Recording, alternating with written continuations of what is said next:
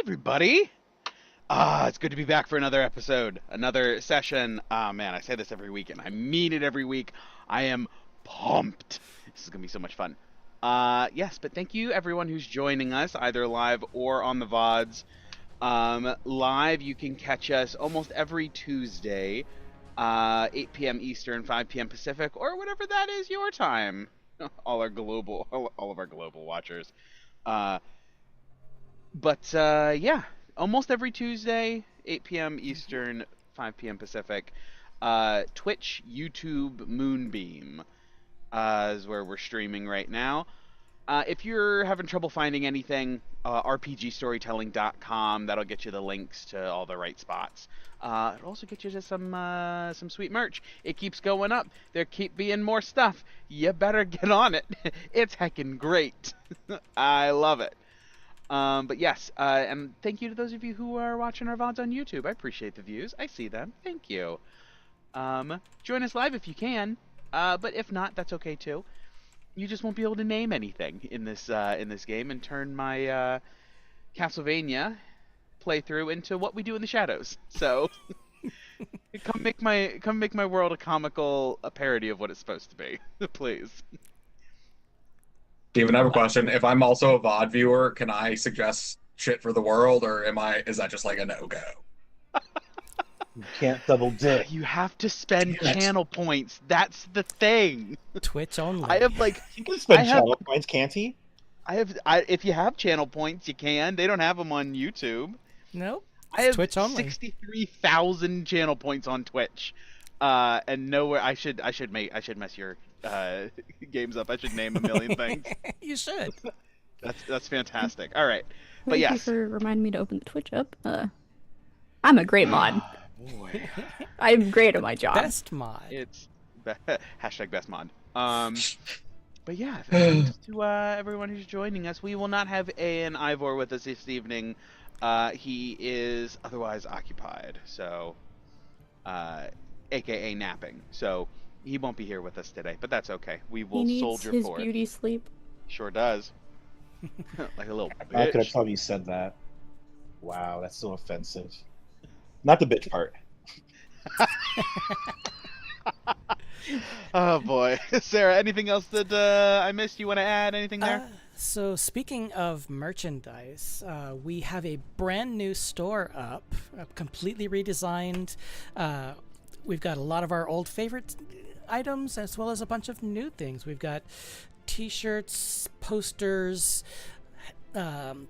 blankets, notebooks, towels, puzzles. I'm working on putting up even more things like mugs and cups and other pictures and anything else I can think of. One of them should be a puzzle that when you put it together, it's just Gawain's butt. I'd buy that. Get me artwork and I'll make it happen. Dusty! In Celestial, it just says juicy. Does he draw butts? He might. Go! Look at his TOS real quick and see what's available. But yeah, to find the new store, all you have to do is go to rpgstorytelling.com. Link is in the chat, and click on the store button at the top of the page, and that'll take you right to our store. So no longer going offsite; it's all on the RPG Storytelling website now. Excellent. And the best part is, It's free? free shipping on everything. Shipping is amazing. That is objectively the best part. Shipping Yes. fees are my nemesis, and I hate them. Yeah. Yeah, international shipping is a little bit more, but anything in the US is all free. Man, oh man. Well, that was wild. You guys can't do that to me while we're streaming. You're welcome. Specifically my. what? The on Gawain's butt and in Celestial it just says juicy. I was like gagging. I was laughing so hard. It was wild. Oh my. Anyway, with that, on that note, I think it's time to focus up The mists are calling. Let's get to it. As they slurp us right back in. Let's Gawain's join... butt and slurping? Okay, fine. Let's... It is juicy. Let's rejoin our characters here in the land of Barovia, where there is no sun, and whose skies are always overcast with thick clouds of the mists.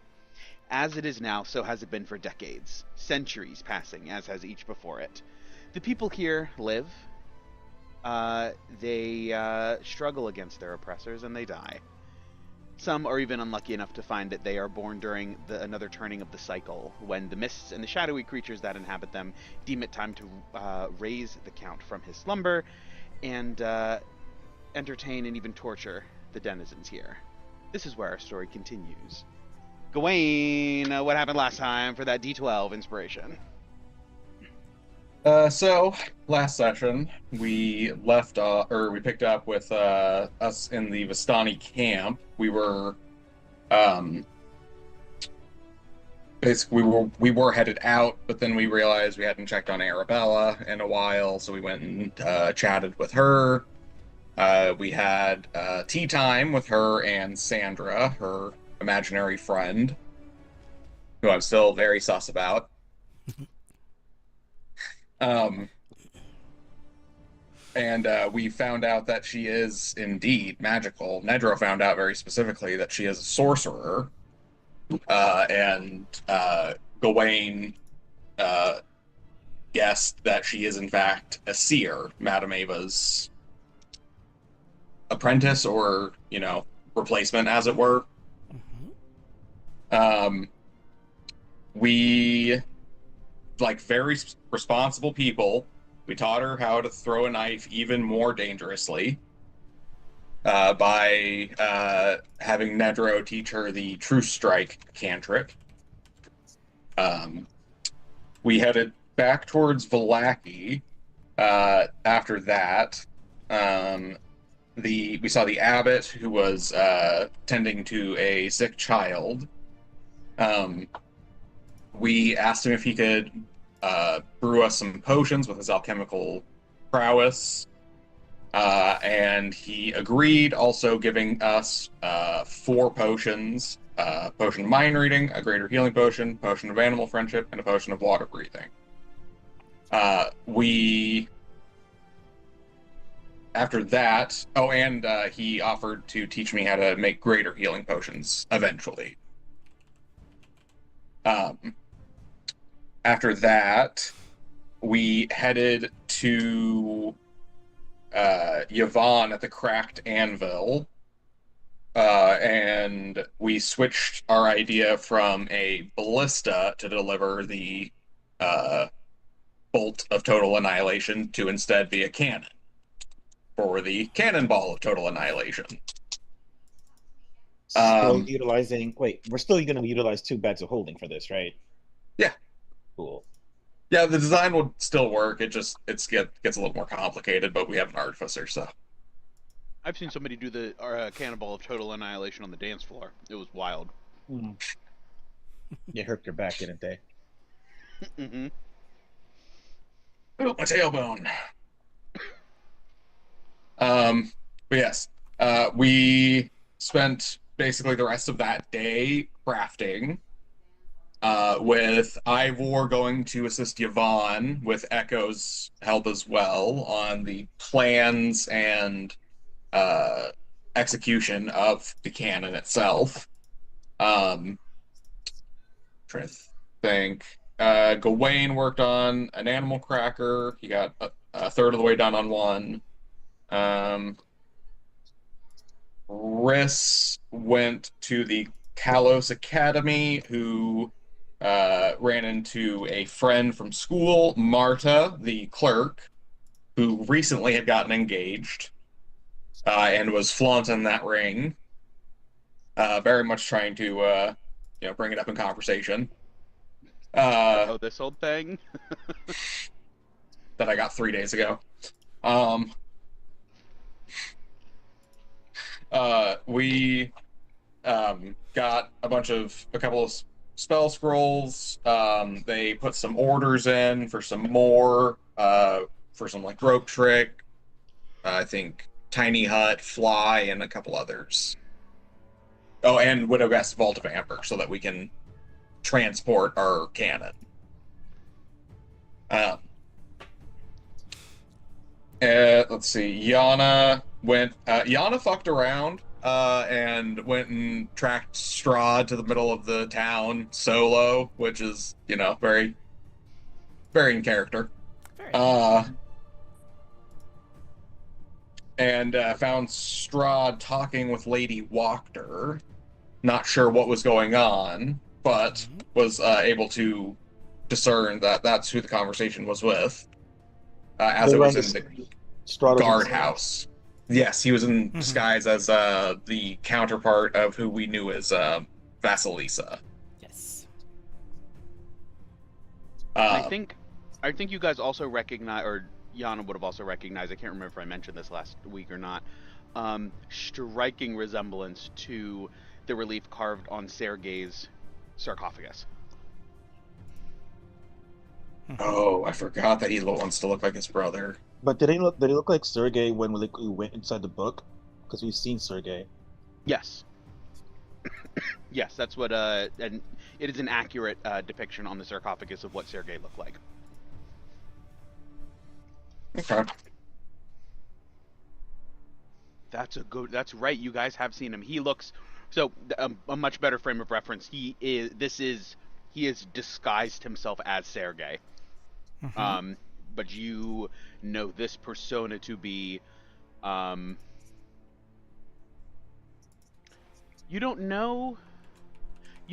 haven't encountered the persona, so you wouldn't know the name that he uses, if he's using Sergei, if he's using another name. But it looks like Vasilisa, basically, like the male form of Vasilisa. Mm-hmm. The male variant of the Pokemon known as Vasilisa. It's not Nido Queen, it's Nido King. Come on now. Or it could just be Indeedee, but they have different forms of male and female, as opposed to other Pokemon. But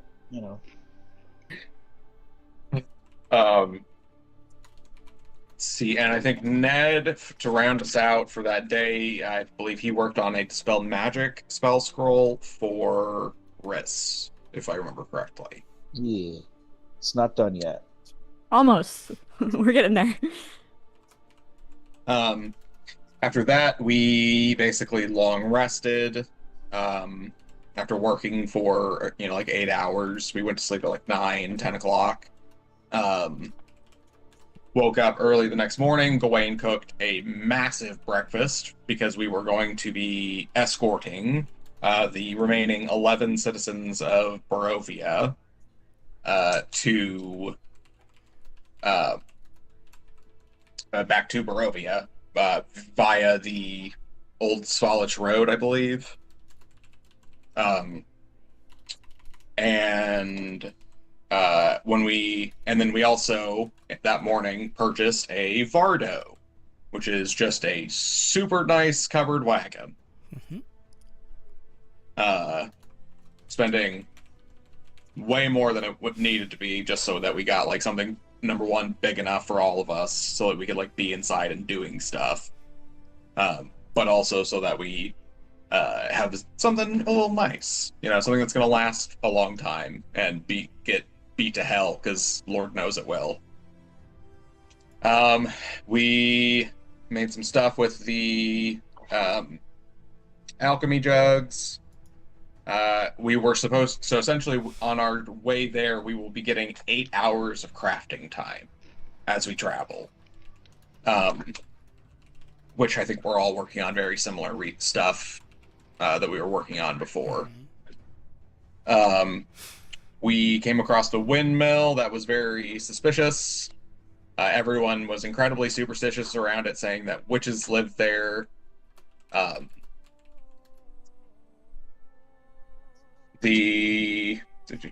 As we approached we went between these two massive stone statues that were like headless and half fallen over, and coming from the like a cloud or a mist, It was the headless rattling bones, whatever you want to call it.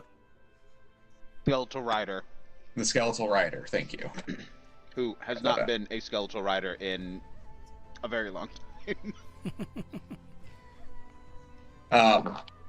But yeah, we saw the skeletal rider. We figured out, we confirmed that non-aggression is the way to go with the skeletal rider. Just don't engage it and it'll leave you alone. As we were traveling, we found a little hidey hole, or Ivor did. Gawain investigated it. It had some, not just some clothing, non-magical, that was like waxed and ready for the elements. Something, it looked like an emergency stash or something like that. It smelled of werewolf, as confirmed by Yana with a nat 20. Smell check. Not knowing what werewolf, but knowing that it is a lichen.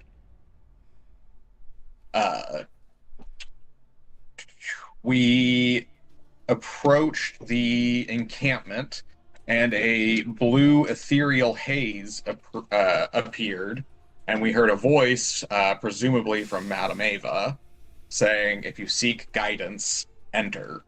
And then Yana just full Leroy Jenkins'd it, so we all were like, shit, just grabbing our gear, trying to like get ready, do anything we can, and just run in after her.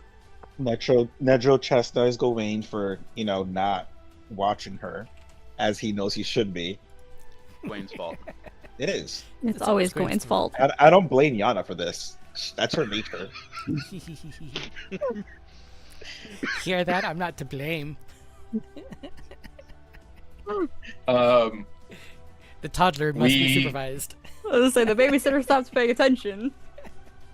Can we talk about the fact that Gawain is effectively like a year old, less than? That doesn't change the fact that he's the responsible one. Well,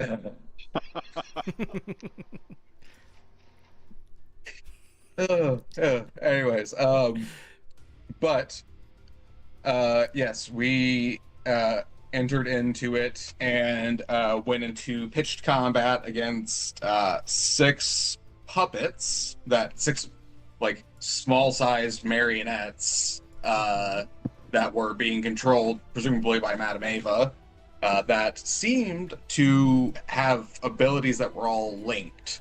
So if one of them went down, they would seemingly all lose an ability. Yep. We had Vampiric, Sidewinder, Might, Crystalline, Fury, and Wing.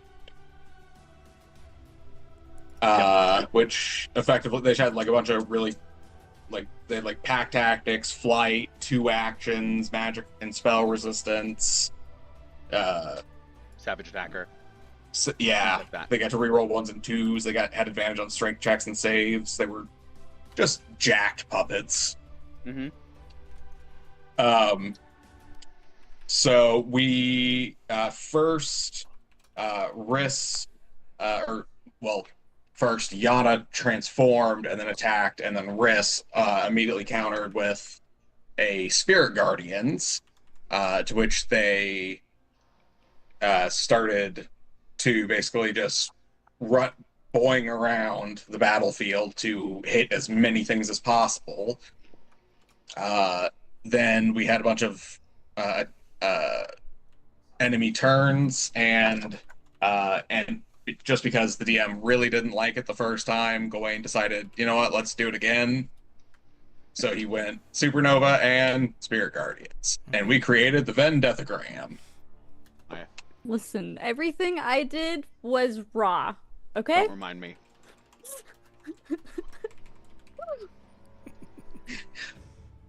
Now the only way to make that better one these days is to have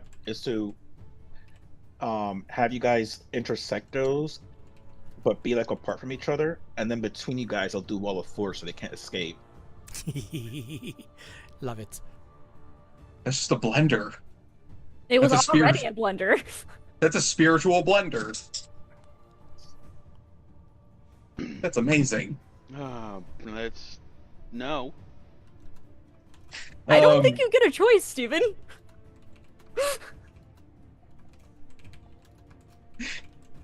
But we through a bunch of very well-timed attacks and good strategy, we were able to take down all of the puppets one by one, and eventually we exited the ethereal haze, went back to the caravan, or the Vardo, with all of the civilians, to find them that they had passed out. Cesar had short-circuited, and Bellatrix and Orion had also kind of passed out.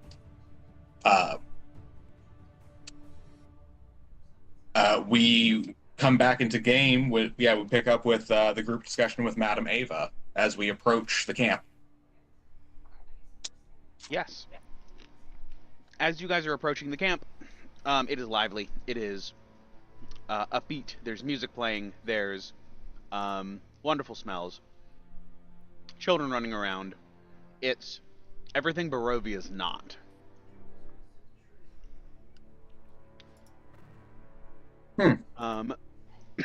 Excuse me. Familiar sight of very elaborately bedazzled young ladies and women, and very plain young men. Greets you, the typical contrasting attire that the Vistani stick to in their social hierarchy is the wrong word, but their cultural aesthetic. As you guys are approaching, Ned, you hear whispered in your ear, Specifically you, a familiar voice.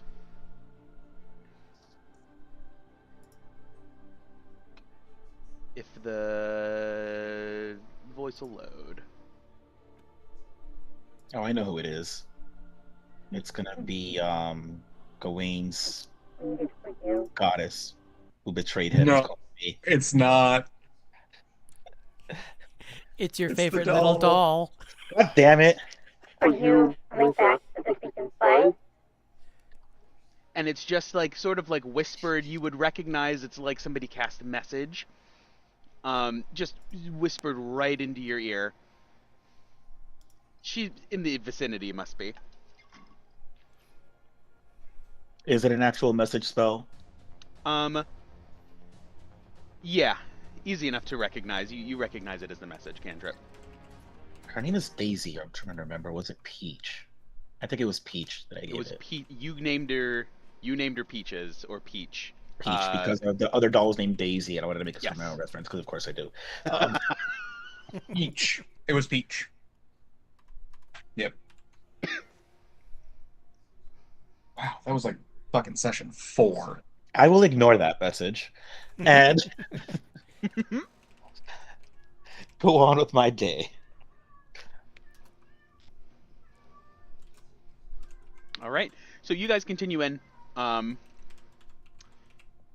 into the encampment. It's, as I said, lively. There's a little bit of a campfire going because it's, goodness gracious. Let me look at the. You guys started out first thing in the morning. And first thing in the morning for these families is not as early as you would have wanted to go. However, let's see.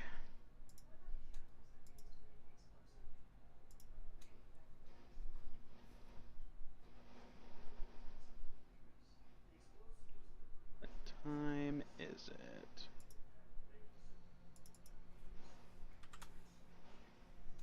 Nine and a half.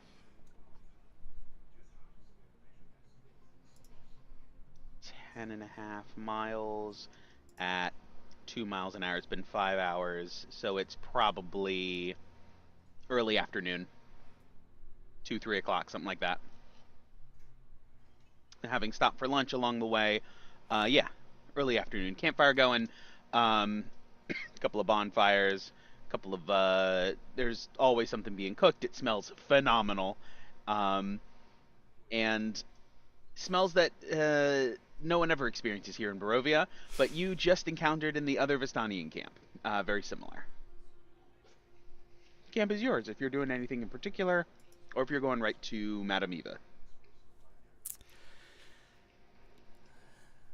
Well, she's the reason we were originally called here, so we should probably talk to her first.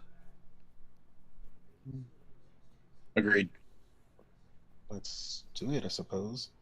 She did say she'd answer any questions. She did. All right. So as you guys head over, go ahead.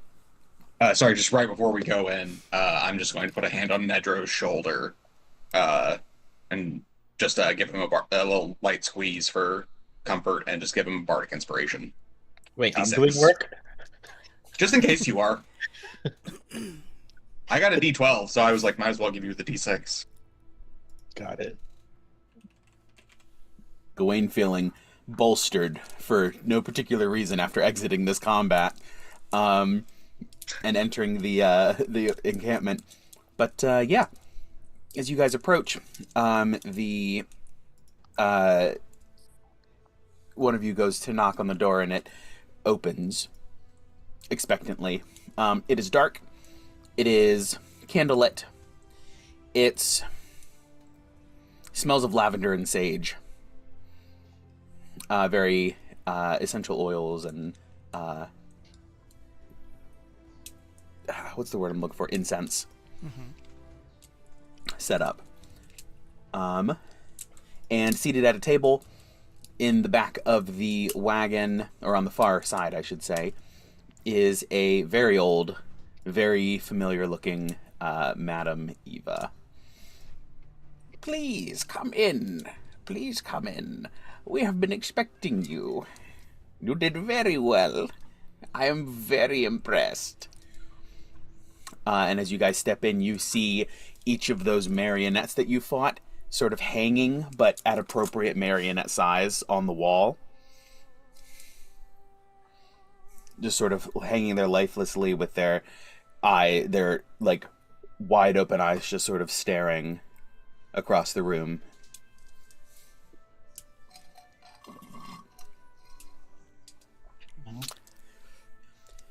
Oh, happy to see you again, Madame Eva. Yes, it's very good to see you. It's been quite some time. It certainly has. It certainly has. Come, take a seat.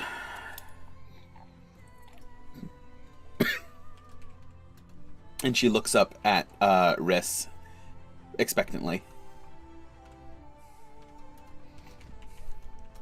Riss sits down? Oh, she wants me to speak. Ah. Why am I the one talking? Okay. Because you're new. You never met her. Yep. Hello? I'm Riss. She reaches out and grabs your hand. It's very nice to meet you, my dear. Very nice. Same to you. And releases it then, after taking a deep breath while holding your palm. And then lets you go. You feel... Actually, give me an insight check. Oh boy.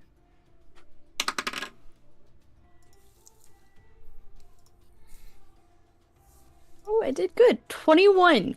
21. You absolutely feel like you have been incited in this moment. Like you realize that she is doing the same to you. And it like catches your attention as she's like reading you. And just sort of like taking in what you are, who you are, your story. And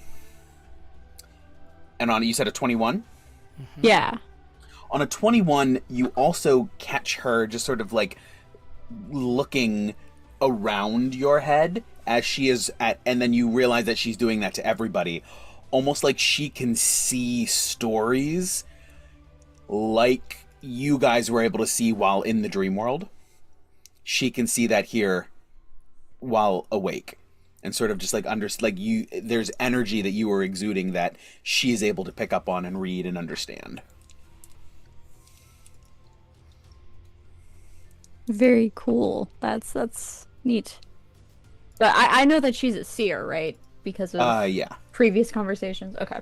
Mhm. To be expected of a seer. Yes, hello, it is good to meet you. We came to ask some questions. We were curious if you would be willing to share some of your knowledge that you might have. But of course.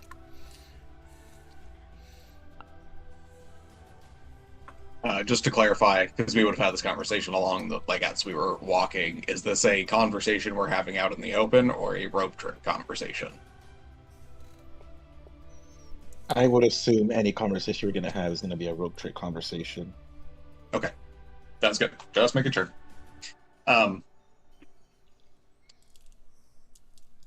Madam Eva, if you would be amenable, we would like to have a private conversation. We have a... That you do not need to do that here. This is a protected space.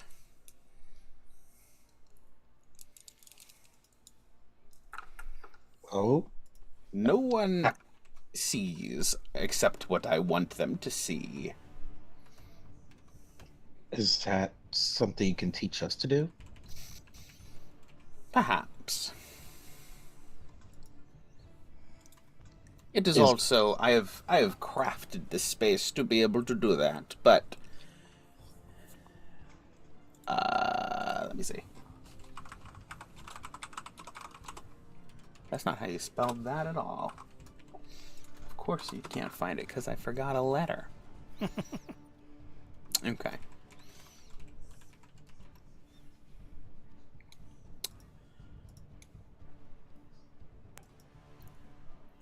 And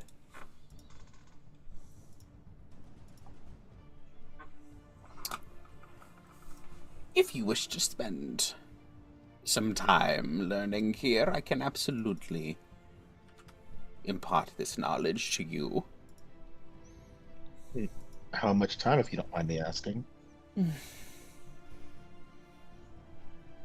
Well, it will depend on how quick of a study you are.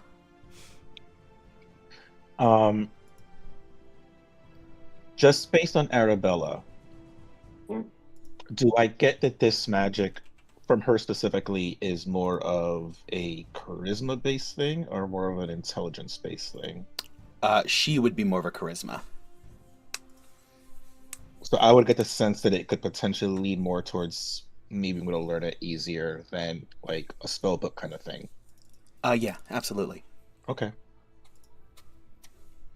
I very much like that. Private conversations are extremely valuable in a place like this. She sort of waves a hand in the air, and the door shuts. Or the door, it having already been shut, the door sort of like pulses with a glow inside that flares across as detail and sort of surges around the room across, highlighting almost like a wireframe, like a digital wireframe of like ethereal blue, and then converging on the other side, forming this invisible cage around the inside of the wagon. You may speak freely. There are only our eyes and ears to see and listen. Can I get a sense of what she did? She seems to have activated like a magic item. Specifically, the wagon itself is enchanted to be able to do these things. Give me an Arcana check.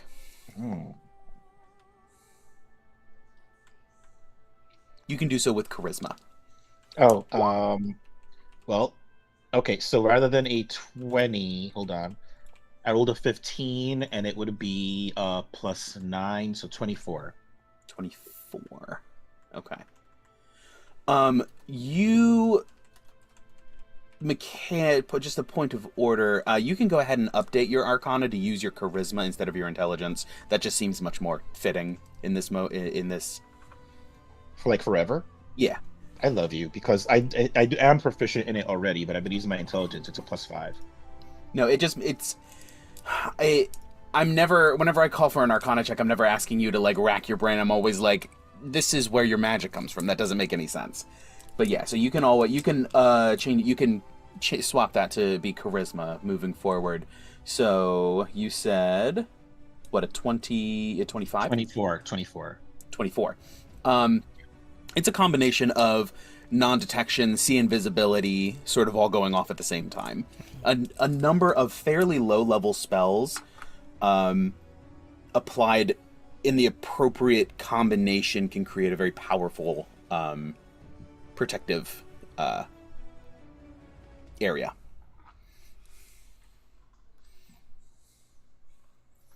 Awesome. Interesting. And we are, again, this is a thing we would have clarified. We are specifically just looking for information on the Thanes, correct? And if we can, the Amber Temple. Like if we can get some bonus, information. Okay. Madam Ava, thank you for the privacy. It is truly appreciated.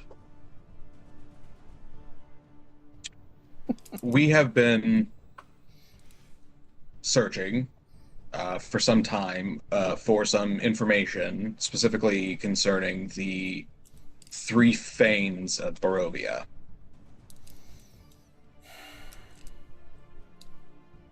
I was wondering if you would find this, or if you would, or how your story would end if you did not. The Thanes are the key to leveling this field against Strahd. For if you do not rip them from his grasp, you will be fighting an omnipotent being who has who cannot die. Tell me, what do you know of them? I'll turn to Yana and Riss. Yep. We know that they were the ancient gods or Fey protectors of the valley long before Strahd ever came.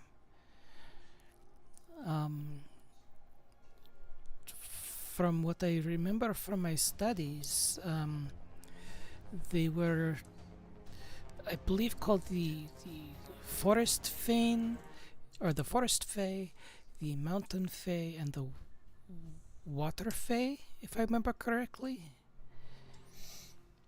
Mm-hmm. And that somewhere in the past they gave a portion of their power to certain individuals in the form of gems. Mm-hmm. Have you found any of these gems? Can I get an insight check real quick? I would also like to. Yes. And I would like to as well. And I would also, Nedro would intrude the question here as we're doing these.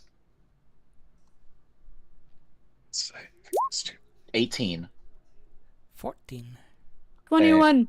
I'm trying to discern specifically, like, and I'm going to ask anyway. I'm trying to discern specifically what her intention is in asking that, Mm-hmm. and how much we could trust her to not. Do I get the sense that she is a neutral party, a party, or someone who's either trying to help us or someone who's going to take this information to hinder us? Gotcha. Okay. I don't know what everyone else is 18, inciting. 14, yeah. Basically that. Anyone else have anything additional that they would add to what you guys are looking for in this moment? I would say just... I Actually, no. Gawain is looking for very specifically. Does she want this? Like, does she want us to succeed, or is this a game to her? Mm-hmm. All right. Overall, like, where does she stand? Sort of in the same vein for you, Gawain. Anything else specifically, Yana or Riss? Or does that pretty much cover what you were thinking too? Yana doesn't really have a specific question in mind as far as what she's looking for with the insight check, but it's more just she's kind of going, is she, isn't she? That type of back and forth. One of the Fae. Mm-hmm. I don't think Riss has anything else specific. Just just a general like vibe check. It's like, why are you asking us for this? Yes, a very pointed question that immediately rang alarm bells for everybody present. Yeah. We'll start with your specific question, Yana. Is she one of the Fae? That's going to be really hard to tell. She's very esoteric and reserved and hard to know. Perhaps that is a sign. Perhaps it is simply her nature. Mm-hmm. It does ring similar through, like, there are similar vibes to Arabella as well, who is more than likely not one of the Fames. So there is a chance that this might just be a function of being a seer and the culture that she's grown up in, although it's not impossible. It's at this point, it's hard to say. Yep, and that's why Yana's going back and forth. Absolutely. She is asking because as she asks, I'm sorry, Riss, what did you get? 21. 21. Yes. And then I'm sorry, Gawain, what did you get as well? Dirty 20. Dirty 20. Yes. All of those, along with Ned's 18. She wants to. She's not fishing for information. If she wanted to know, she probably has other ways to. If she didn't know, she has other ways that she could also figure it out. She wants to hear it from you. Okay. Before we answer, unless someone has something else they want to say, I want to. Ned was going to interrupt and say something. Go on. Madam Ava, before we answer that, as you know, that's anything we discuss is like very sensitive, and I'd like to ask you a very direct question, if you would allow me. But of course.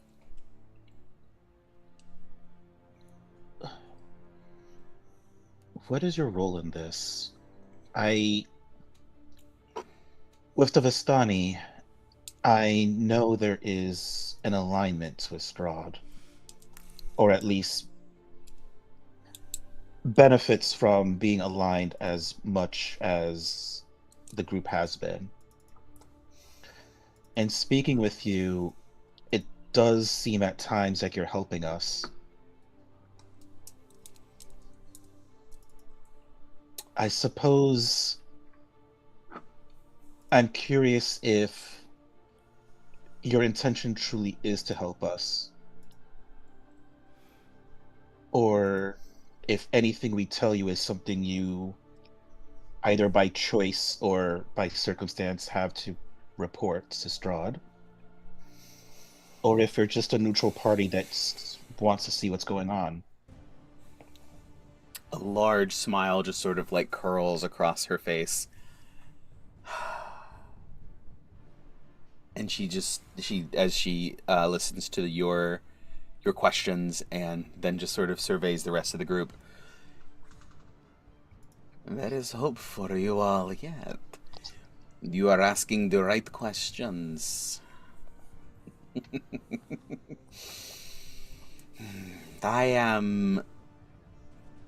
not beholden to Strahd in the same way that you believe. But there is an alliance, as you have rightly said. Before all of this, before the mists and before the blood and before the curse,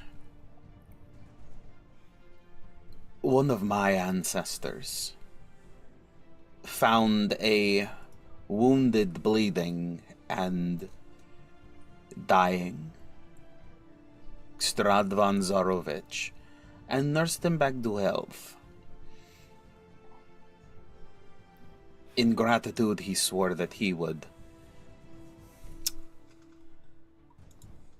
Gosh, what is exactly that? Let's see.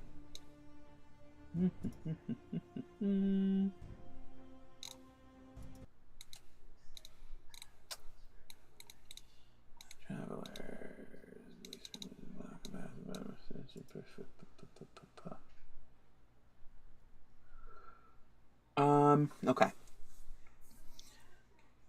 In respect for this service, this kindness that we had done to him, he decreed that we would always be welcome in his lands and all other Vistani.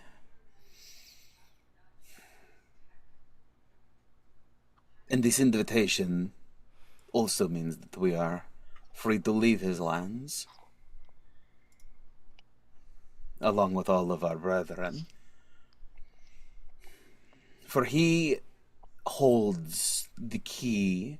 He may permit anyone to leave, and yet he does not, because he is held by another master. And if he is not free, then he will not allow anyone to be free. But he is a man of his word, and he has dealt kindly with us in the past. And I will not lie that some of us see him as though we owe him something because of this favored treatment. But I do not. He has left me to my own devices, and so I have left him to his own devices.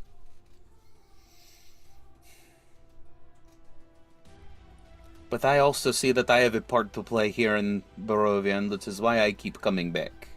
I do not leave and stay gone.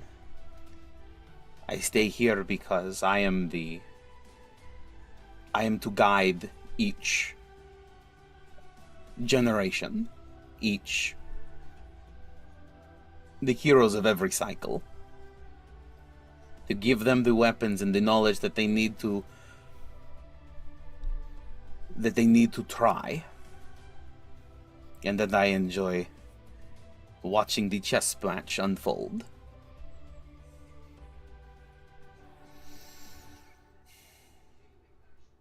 I believe Strahd needs me, and I believe he knows he needs me. And that is why he allows me to continue.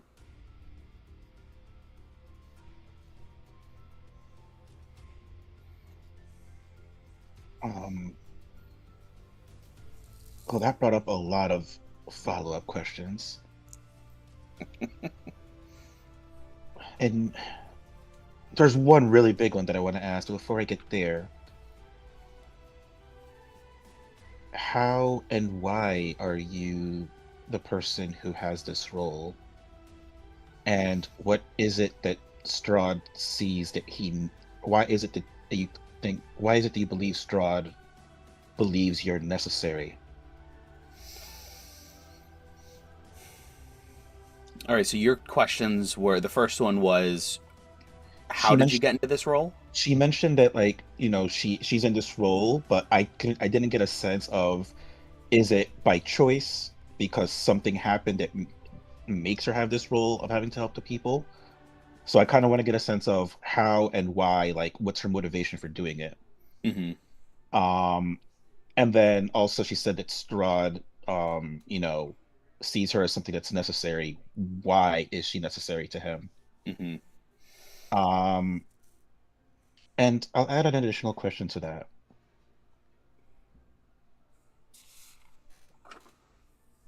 What is your goal for Strahd to be defeated? And if so, why? How does it benefit you or your people?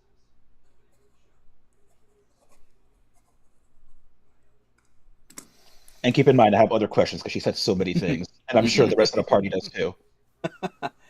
Well, I have seen much. I have lived for a very long time. I am longer lived than most, than almost all. And it is my sight that sustains me. And I will not have the old ways die out with me. I will not see it fall to ruin. I will not abandon what I can do. Strahd, I believe Strahd knows he needs me because he craves the challenge. He does not want to simply destroy everything. He needs to play. He needs to feel exhilarated by the back and forth, by the cat and mouse. And he cannot do that without a well-armed mouse.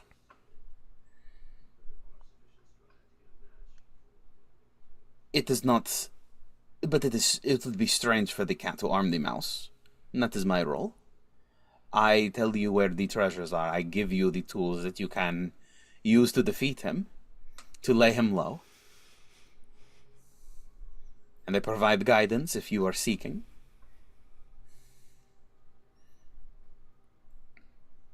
Strahd may claim to hate me, but he does not. He needs me, and I believe he knows this. Because I am a cog in his game, I make the heroes into worthy adversaries.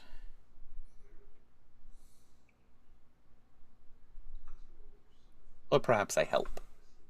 I am one piece of many.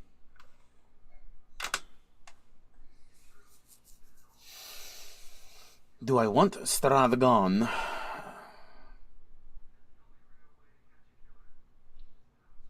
I don't suppose I care much one way or the other. I know that many hate him. I know that many fear him. I know that many worship him because of the power he holds. I do not believe that there is any inherent morality.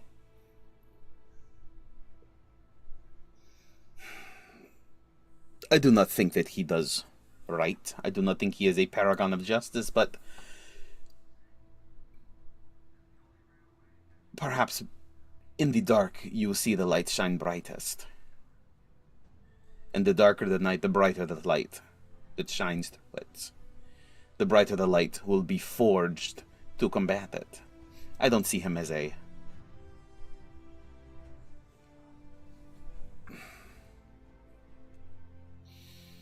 I don't see him as good. I don't see him as beneficial in any way, but I do see him as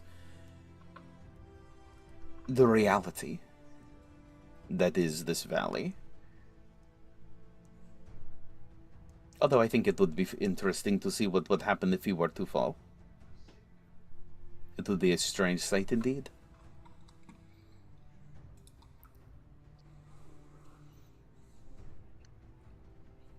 Thank you for being so candid.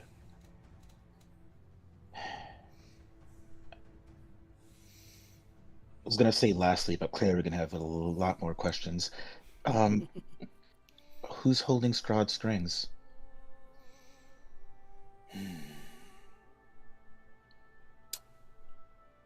Have you collected all of the treasures I have told you about? All of the treasures I prophesied? Ned's gonna look towards his party and do an insight check that I hope they fail for me to see if their faces say we can tell. I should tell her or not. Gawain just looks at you and gives you a nod. He'll say. Yana?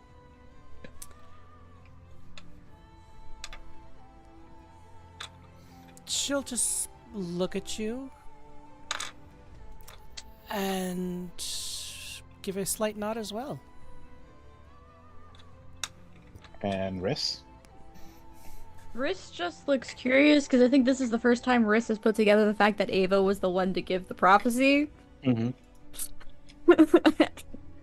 So Riss doesn't outwardly give you anything else other than that. Okay. He'll take the 2 votes. So that'll be like we have. And what have you learned of his history? Complicated relationship with his brother, to be short. Complicated relationship with his supposed love of his life.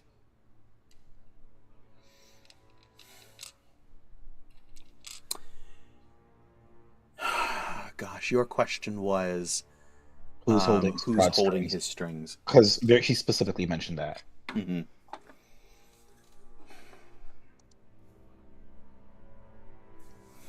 Let me pull this up real quick.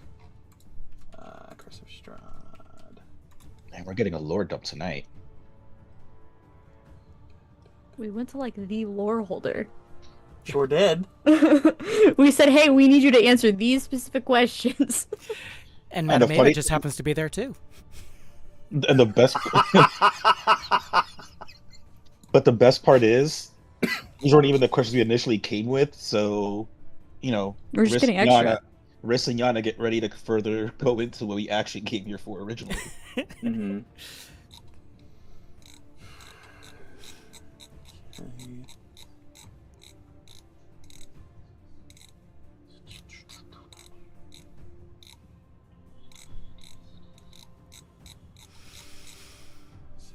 Okay, so there's all of that. Okay, cool.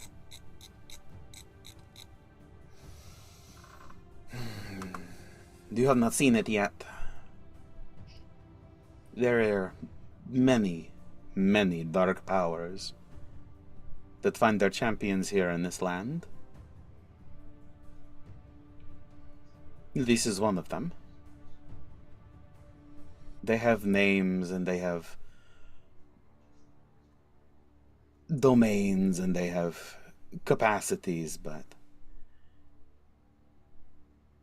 he is a pawn of this greater dark power. Like a god or goddess. They would believe themselves to be, but they are not. They are nothing more than ancient elder evils that were long bound here. Long before Strahd arrived. In the days of the Fanes.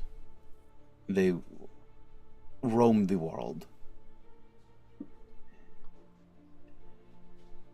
And as temples were built and civilizations arose, they decided they did not want such elder evils in the world. One by one, they were drawn and contained by an organization that no longer knows its own name. Vestiges called themselves. Vestiges called their glory days the Old Guard. And she looks at Yana.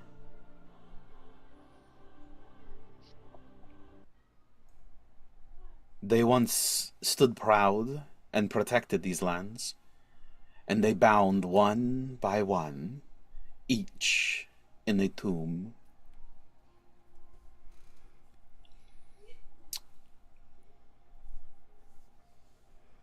And each seeks to escape. Strahd found one. And now he is at his mercy ever since. It has been centuries. The vampire has fed on him, as he has fed on others. Vampire holds Tatiana's soul. Vampire brings her back around every cycle. And Vampire sees that she dies every time. Why? Because it's not about the citizens here, they are set pieces. Vampire tortures Strahd and feeds on him. This is Strahd's prison. We're only existing in it. Is there a way to break him out of this prison? Perhaps. You will have to contend and grapple with Vampire first to end that. For that, Vampire is the one who brings him back every time that he were to fall. You will have to imprison his power before you can contend with the man. Or you can take the man out of the equation and then be prepared to deal with Vampire immediately afterward. I suppose the reason I ask is I think it's obvious that I think Strahd is a piece of, and then I hold my tongue looking at her and it's like, you know what, be a little more respectful.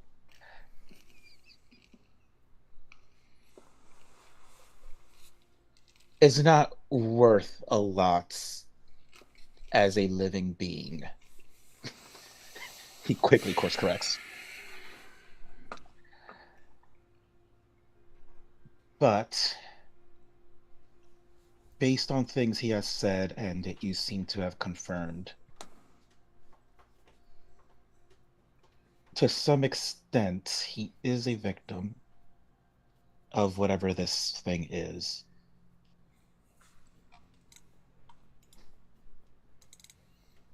I have a strong desire to deal proper justice when possible. And it seems based on that it's this piece of information, it would make more sense rather than attacking the man to free him. And once he's freed, see what choices he makes and what further justice needs to be implemented from there.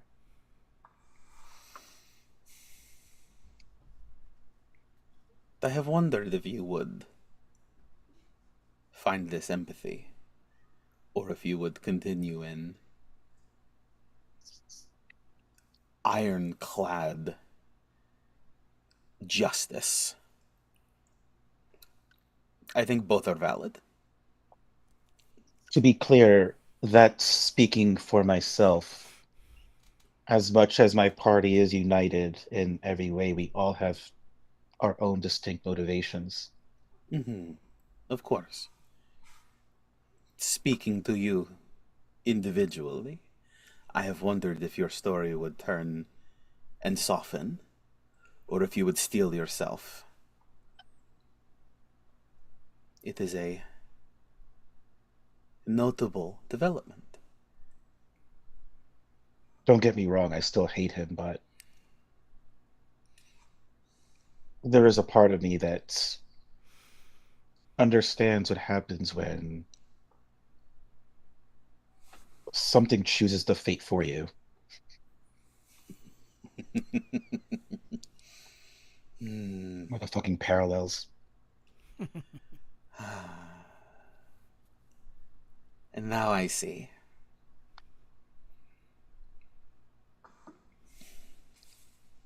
And I'll turn to Sparta, and I'm sorry, I've spoken too much. I know you guys have your own questions. Madam Ava, I have been very curious, and honestly, it's been driving me a little bit crazy. Periodically, around certain individuals, when I view them, I see a dark, shadowy miasma coming from them. And it's only on, so far I don't know the connecting line that connects everything. Do you know what this power is? Or what this, not power, ability, curse, gift? I'm unsure. She looks at you and squints her eyes, seeing what isn't there. I'll take a knee, by the way, just because it's like. Mm-hmm. Bringing herself down. Nice. Okay. Absolutely.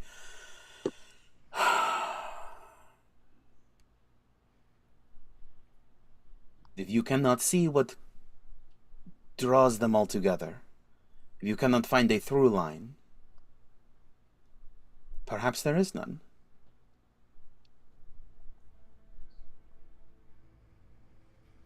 God damn it, Steven, just answer the question for once.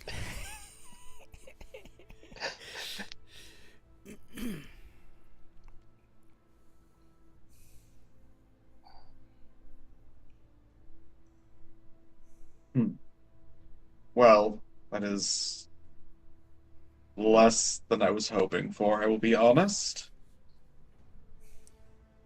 Well, I tell me your story. Perhaps I will find threads of my own. That was actually my next question. What can you tell me about myself? Before I woke up in the alley and Mary found me. All I know is I was a celestial body orbiting something, I think a black hole, with, I've been told, with the abbot. She locks on with you with more intensity and seems to pierce further into your psyche. Gawain is like, any mental defenses he has, which is pretty fucking minimal, he's dropping. Got it.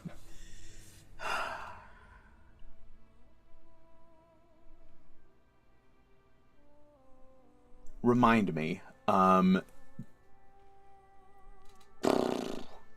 did Madame Eva prophesy you as the person to take over for Strahd, yeah. Okay, so that was her. Okay. Mm-hmm. You are becoming everything that you need to take your place to supplant Strahd, to usurp him.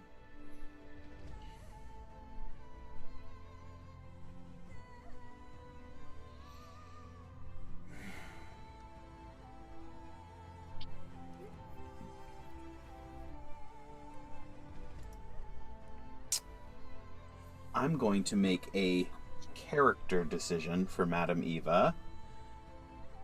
Gawain, would you like odds or evens? Give me evens. And you can add a d12 to that.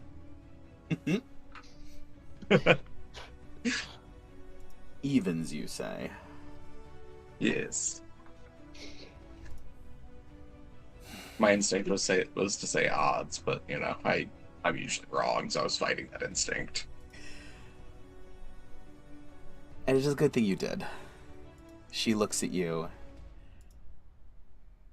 My child, did you think my prophecy that you would supplant Strahd meant that you would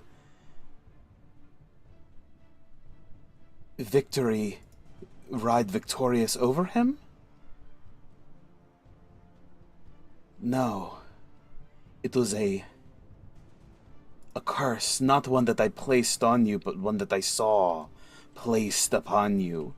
You are cursed to supplant him, to attempt to rise up and take from him what he holds and to become him. You have been cursed with the same corruption that he has. You are called by the same darkness. And I see why it has reached out to you.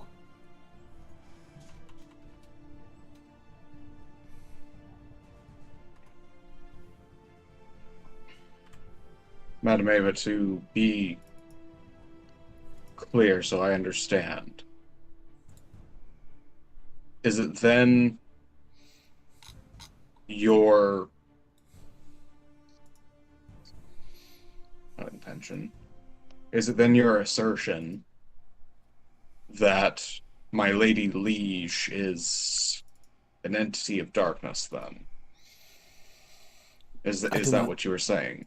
I do not know. I do not know who this is. I do not know who or what.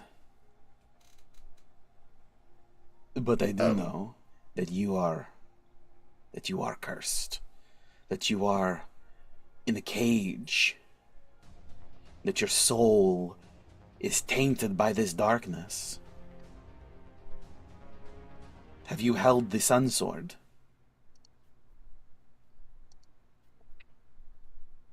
Yes. And you have been rejected by it. Yes. It saw this. Even if it could not say. It knew what you were, what you carried. Even if it did not see.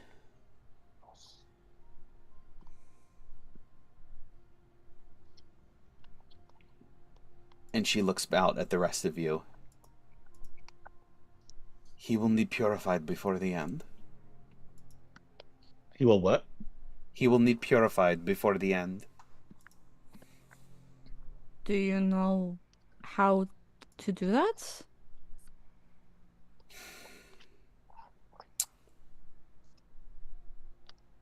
I do not know the ritual.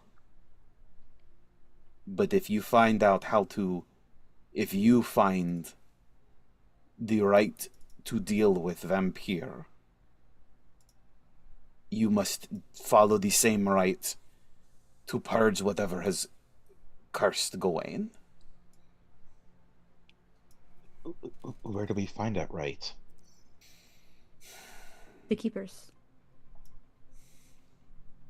They're the ones who imprisoned these dark powers. I can only assume that they also... They won't know have it in so record many of it. words, from what Madame Eva said earlier, that they do not know who they are anymore, or that they don't remember their name, but the information would probably be buried somewhere there, right? Looking to Madame Eva. That is my... I can only assume that they would have that. It would be some sort of the same ritual they used to draw them out of the ether. You can draw them out of the man. Riss? This is where I'm gonna just let you know about my ignorance. How do we find these keepers then? Like, what are we looking for exactly? Well,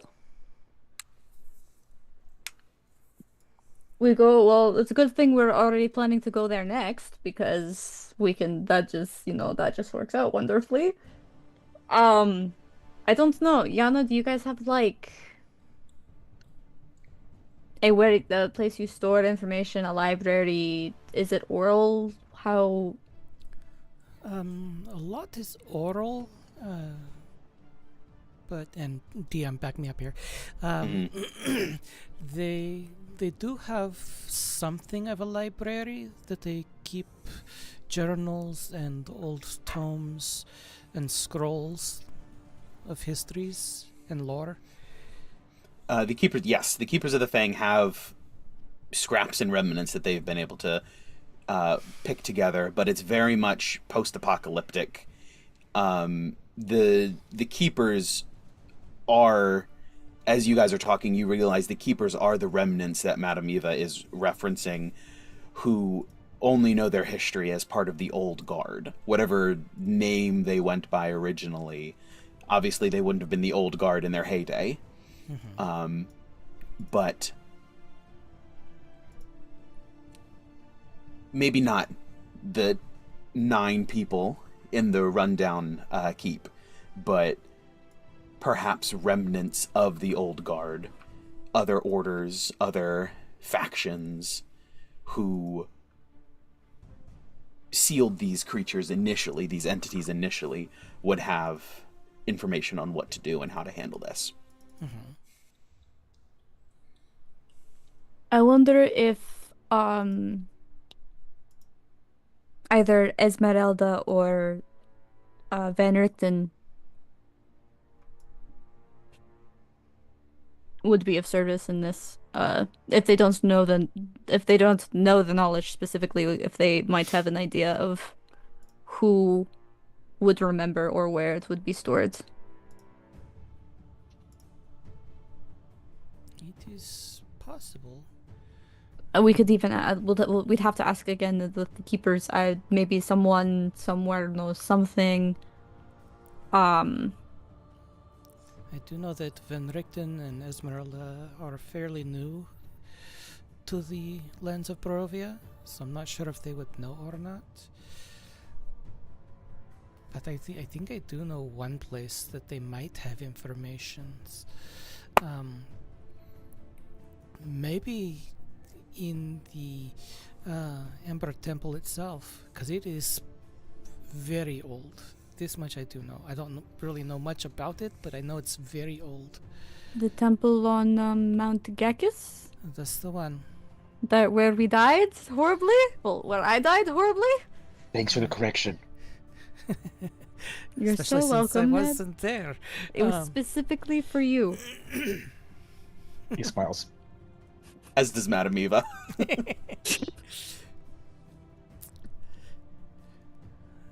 So I think all roads are going to lead us there eventually anyways. True. I still say we go to the keepers next. See if they definitely. maybe they'll just have the information lying around in a forgotten journal. Maybe it'll be easy for once. I will It's in the speak that cupboard. into existence. I'm gonna say that that's the case. I will back you up on that. And Thank hope you, for thank the you. best, because I really missed Ariadne. But no, I that was. What was the question again? It was just how to find the information from the Oh. keepers to get to Vampire and break that curse. Mhm. And then I suppose also break Gawain's curse, who's also connected to Vampire somehow. Hopefully, Vampire not in the guise of the Lady of Light, because that would just be a lot. Yeah, that's That's in the back burner. I'll be honest. That's Steven, is Vampire just switching to fucking solar energy at this point? That's all you're getting.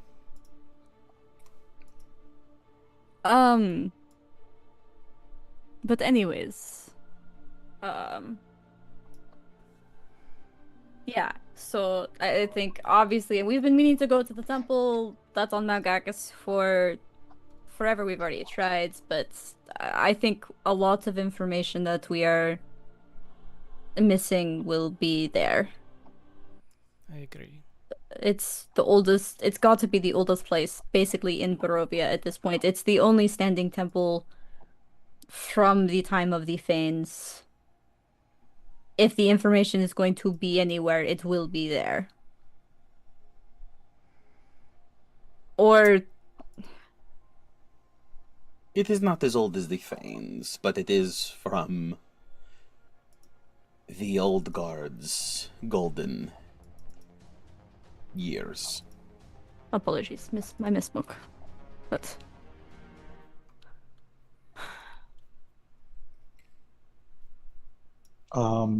Of course, the big question is, how do we get in without being shocked and exploded again? I have not been there myself. But it sounds like you have found the Guardian. The Keeper. Guardian is a strong word. I mean, it's pretty accurate. It guarded the fuck out of that place. Oh, I don't believe that the Guardian is specifically like 8 flaming skulls. Unless I guess it could be, but usually when someone refers to a guardian of a place, temple or place, it's a like single entity. Oh, I just assumed it summoned those things. I would have the statue as a guardian, and it just summoned those things to fuck us up. And then they did fuck us up. And then upon Ned noticing that he tried to not curse before, cursed, and I was like, oop. I'm sorry for being so casual. You see Gawain actually smile a little bit. Sorry. No, you good. Oh, did she say something? I forgot. Wasn't sure. No, I was just saying that she was gives you a long blink and a nod as you catch yourself.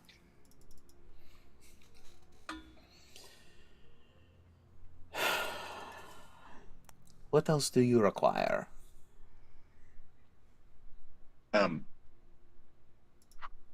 Gawain just wanted to have, he just had one last question to clarify, because he had asked about the Lady of Light before, and she seemed to not know who I was referring to. I'm just going to minor illusion a depiction of the Lady of Light of the best I can come up with from what I've seen her as. Mm-hmm. This is the Lady of Light, my liege lady. I have not seen anyone like this. That does not mean I have not seen everyone, but this is not the face that I know.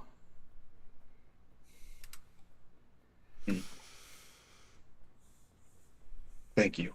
I just figured it was worth if anyone would have the answer, it was probably going to be you.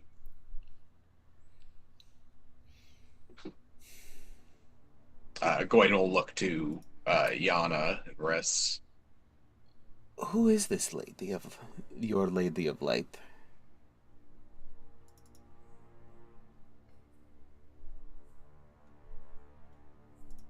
That is something I have been trying to figure out. Who is she to you? She is the source of my magic. She is the source of my, well, I don't know if she's the source of my code, of my oath, but certainly I am held by it to her. She is, to me, she's never been anything but quite literally a ray of sunshine.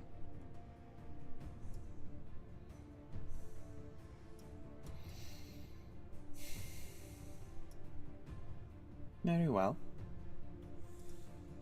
Perhaps she is it the is one. something else. Perhaps she is not the darkness.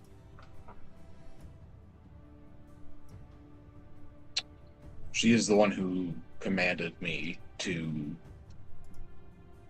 defeat Strahd and restore the sun to the land.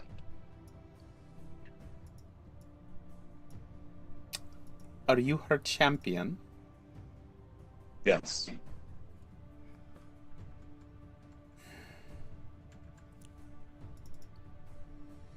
Perhaps she is the darkness.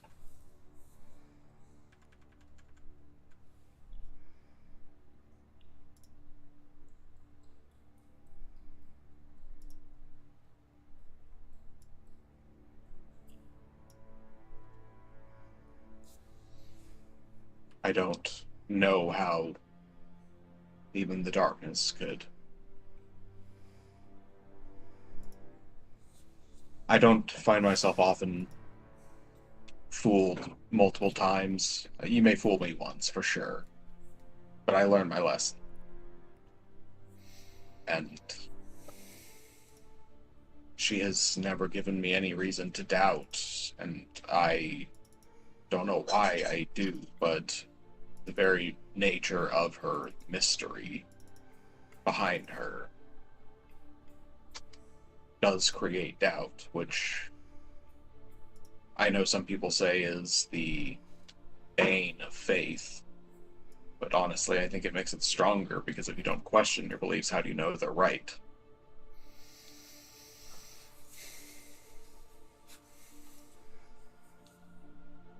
She just nods and it's uncomfortably strong eye contact.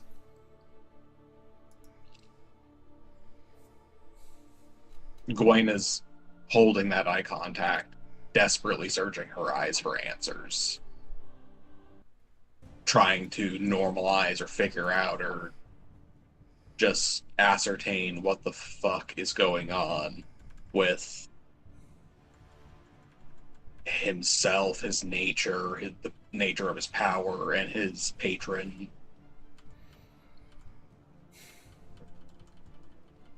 If you have not acted against your code, against your nature, then there is time. The corruption has not been completed. Do not allow yourself to slip, or you will become the very thing that you seek to destroy. And if your light becomes darkness, how great will that darkness be?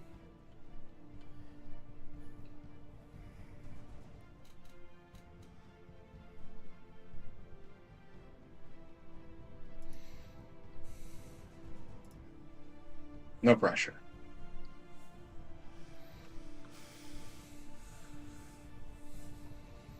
You are destined for great things, my child.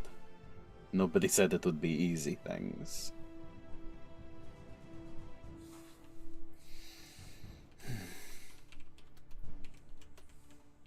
It's fair enough.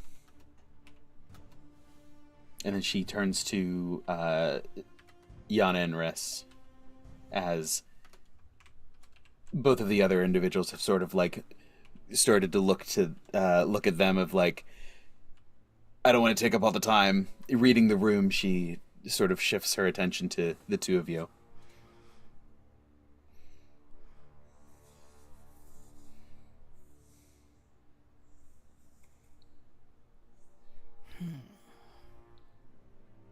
What do you require, my children?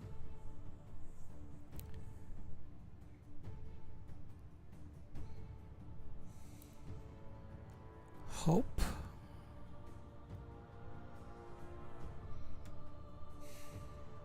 I've been in this fight my entire life.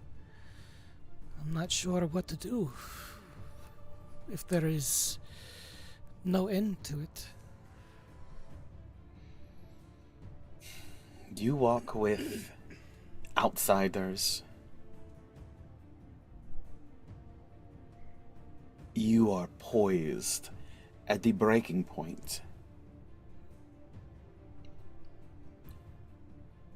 You may be the hammer that splits this mist and this curse wide open.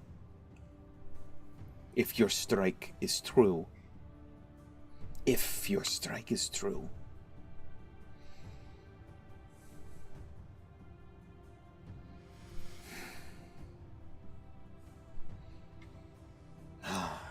I cannot give you hope with a wave of my hand, but I can remind you that you all have made sacrifices, and you have looked at things and said, let us do what we can.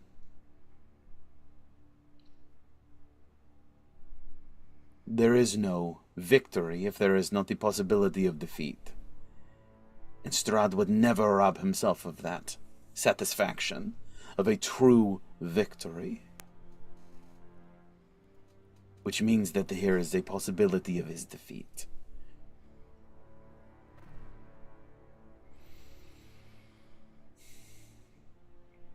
You all, for the first time in a very long time, have inspired me to believe that perhaps he will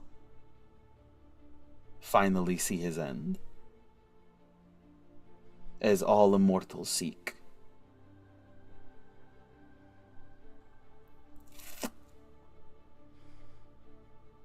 Perhaps he truly will find rest and peace.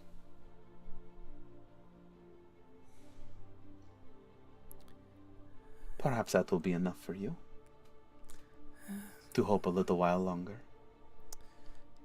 Guess we have to build this rebellion on something. I do have one other question for you.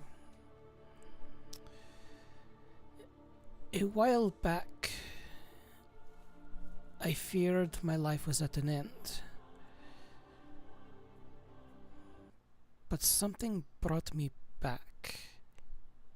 And now I hear a voice that's always hungry. What could this mean?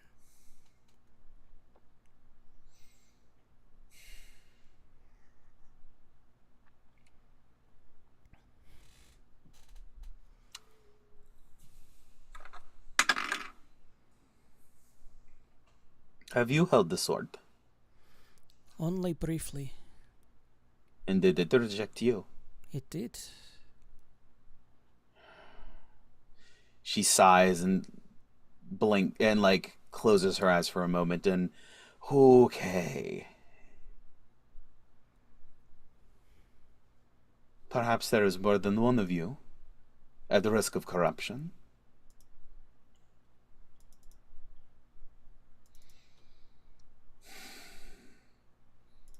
She looks at you and squints the same way she did at Gawain, searching for what isn't there, what is unseen.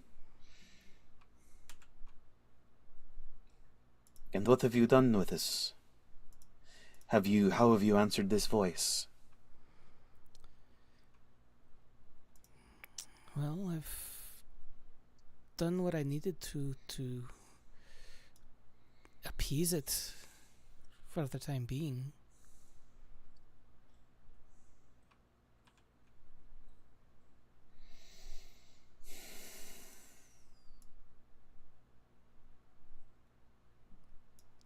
The more you feed it, the stronger it will get. Literally and figuratively.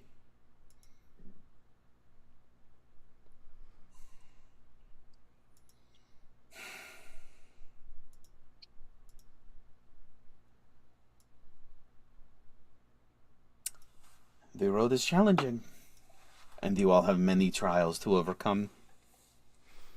And Strahd is not all of them.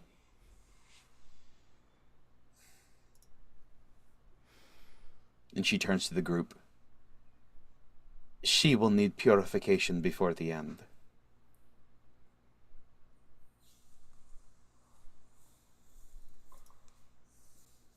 Guess we're gonna make a giant purification pool on this donkey too, innit?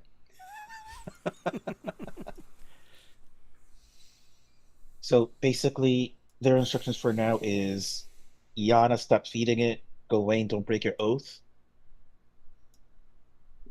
Is that correct? This is good, first aid as any. Can you check all of us? Because now I'm concerned because there's more than one. Hey, the sword chose me, so I'm fine. I mean, that sounds like it was a terrible choice because I don't fight with swords, but here we are. I've never held the sword before, so I have no idea. It is a good judge of value. I mean, do you want to do this right now, or do you want to do this after? I mean, is the sword rejecting you like a surefire way that you have this curse of corruption? It will stand no darkness. I do not know if it will reject you for another reason. Steven, I need you to roleplay Ivor really quickly.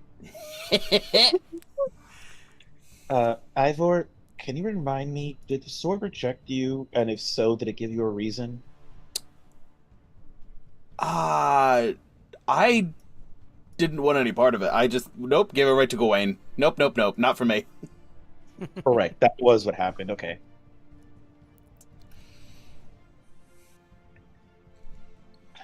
Some sword checks later. Okay.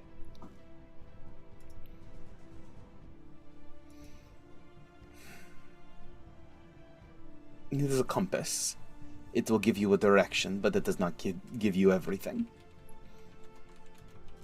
Like a needle on a bowl of water. Wait, sorry. I know we asked about entering the place on top of the mountain. I forget what her response to that was, that she doesn't know how to get in. Asking her how to get in directly. No, she doesn't. I have not been there myself. Right, okay. I was trying to remember what the answer was, yeah. Yeah, no, she hasn't been there herself, and I don't know if that question got buried with others, but I hadn't answered it as her yet, but she hasn't been there. Got it. Okay.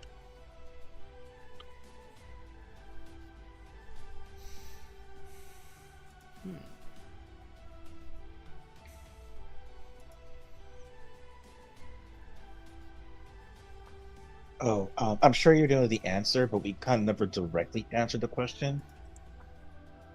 We do have those gems, by the way. Very, very good. Very, very good. You are well on your way. Was there any more about the Fanes that you required? Riz, yeah.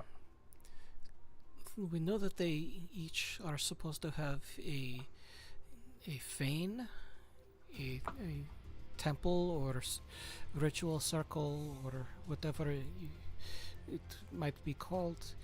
Do you by chance know where they are?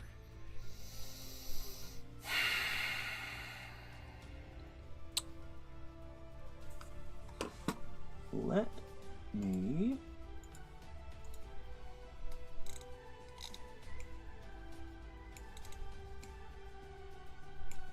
Forest, swamp, and mountain.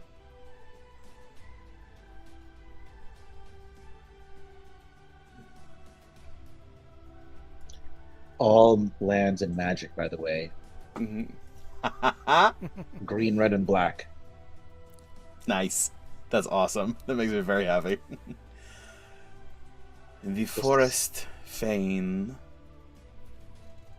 once found her shrine in the center of the valley, in the dense forests below Vallaki.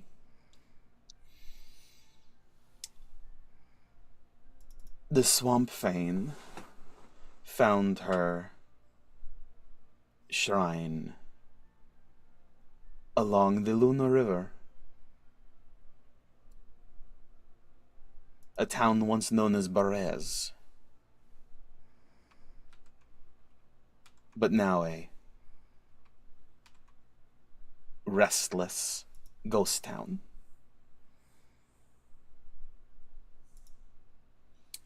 And I believe you found the Mountain Fane's shrine.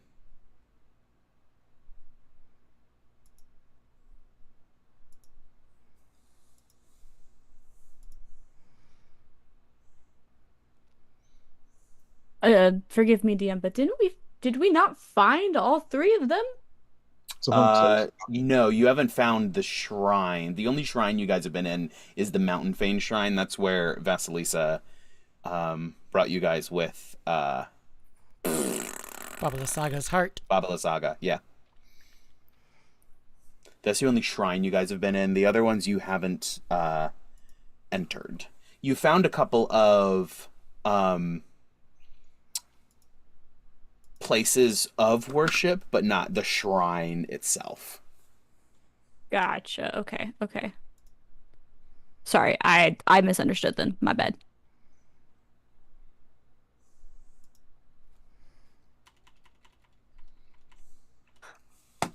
Did anyone else have any other questions about the Fane?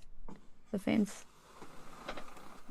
Not about the Fanes, but I was just wondering if you had any insight into the galleon that appeared in Lake Zarovich the other day.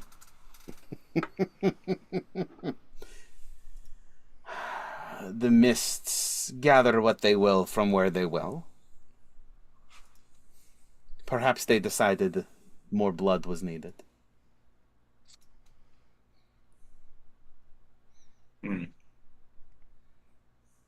Lovely. Love that.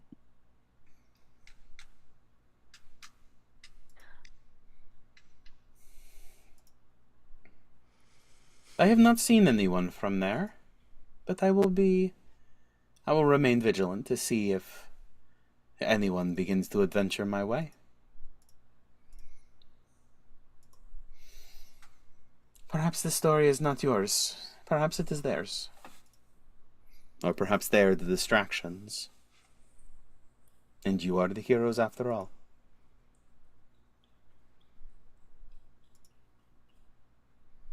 All we can do is try.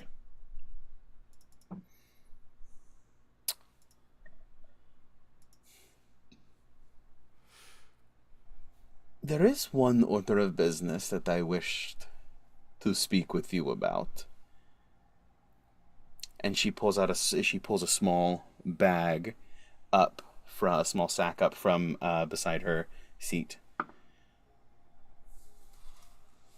I have an old friend who wished very much to see you again. And she reaches in and pulls out peaches or peach.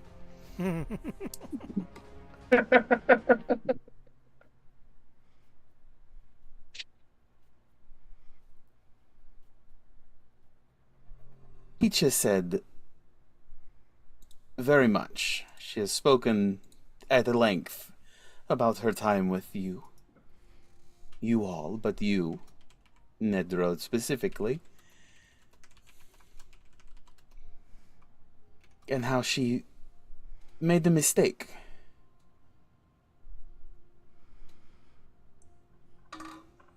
She sees that now. And she would like to make up with you.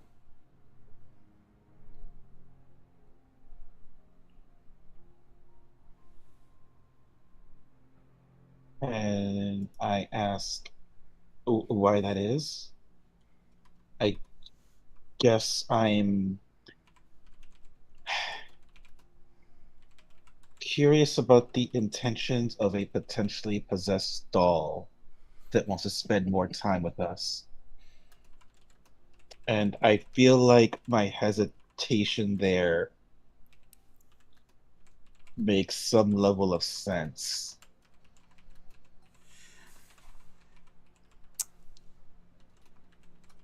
I truly think that she is restless and she is lonely. And that she acted out of anger and fear and frustration. I do not think she held ill will toward you. Or malice. Perhaps a moment of selfishness.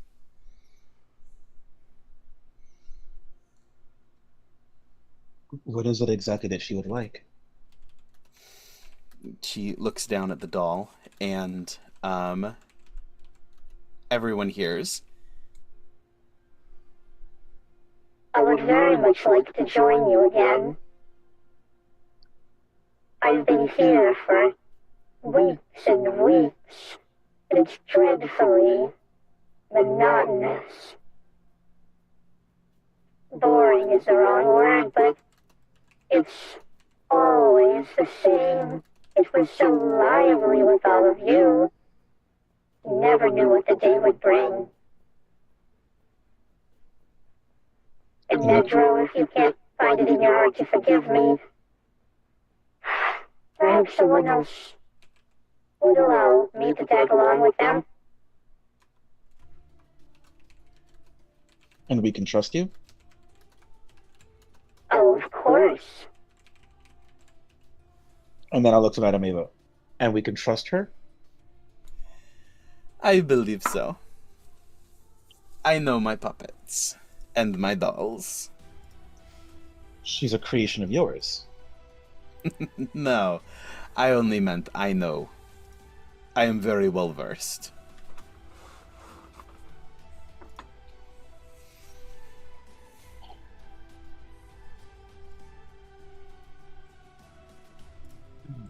So he'll like swallow hard. He's like,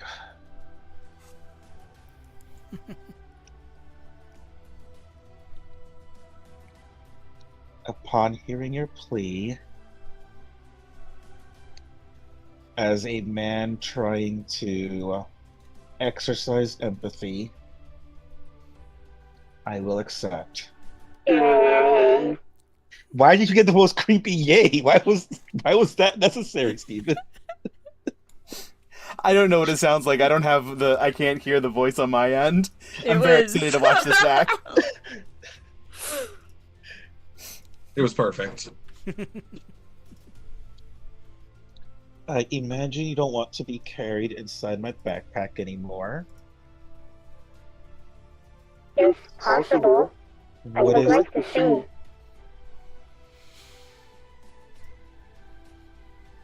Can I strap you on the outside of my backpack, and would that be fine with you? I suppose. Do you have a... Is there something you prefer over that? I've seen women here carry babies on their chest in a sling. I was just thinking of demonic GoPro.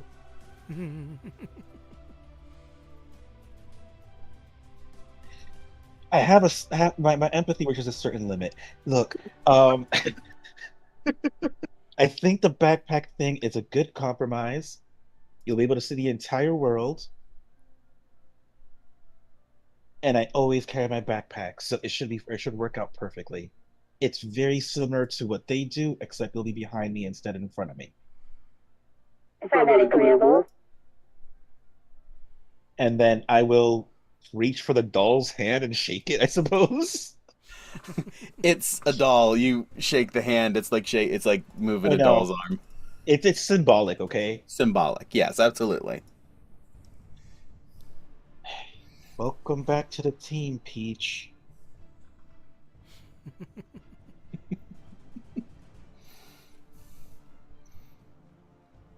The smile on the doll's face as you all sort of glance at it. For a simple, like, Raggedy Ann style face, that's quite a contented look that it has stitched on there. That's interesting. I'm gonna regret this so fucking bad. I'm so here for it. Does This anyone is else gonna have be any? this is gonna be why we lose this campaign, by the way. I'm marking it right here. This campaign is gonna be lost on this decision. If that is the decision that makes us go down with the ship, then I will go down with that ship.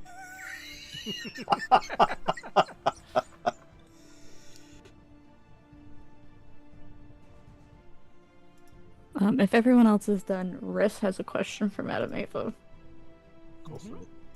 Go for it. Riss would have checked out for a little bit, as they would have attempted to have a very short conversation with Amaris.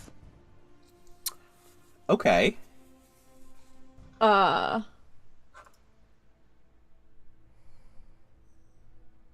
I'm trying to think of how to start this. So, can you see my thoughts? Or, like, do I have to talk to you? Or can you hear my thoughts? Yes, I hear your internal monologue. Oh, that's lovely. I'd love to explore that more later. But anyways, Would it be monologue or dialogue? do you... I don't have your memories.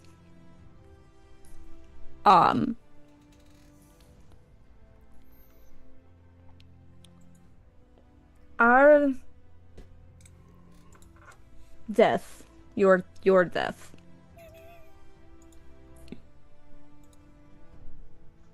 No one knew what happened. Do you know what happened? The circumstances surrounding my demise? Yeah. I mean, I've always... Well, I can't imagine that you enjoyed the Vlakovich boy. Oh, no, he was an absolute ass. He hadn't changed. He wouldn't leave me alone. And eventually he pulled a prank that set off an old trap that killed me. Okay, that's what I thought. Do you have and in this moment, while you guys are having this conversation with Madame Eva, out of the corner of your eye, you see wrists just sort of like flare their fingers out and check their and just like glance at their hands. You don't have the. Do you have the ring on still? Yeah? Should I not have the ring on still? It's... No, that's... I mean, I Have know you- it's technically cursed, because like That- you can't take it off, but it's, Okay. there's never been any like other No, that's... worse adverse side effects. Not anymore. That's what did it. Do you want me to take it off? Yeah, if it hasn't proven to be a problem, it's not a huge issue. Perhaps the magic, the deadly magic is gone. Or perhaps it's no longer at us. True.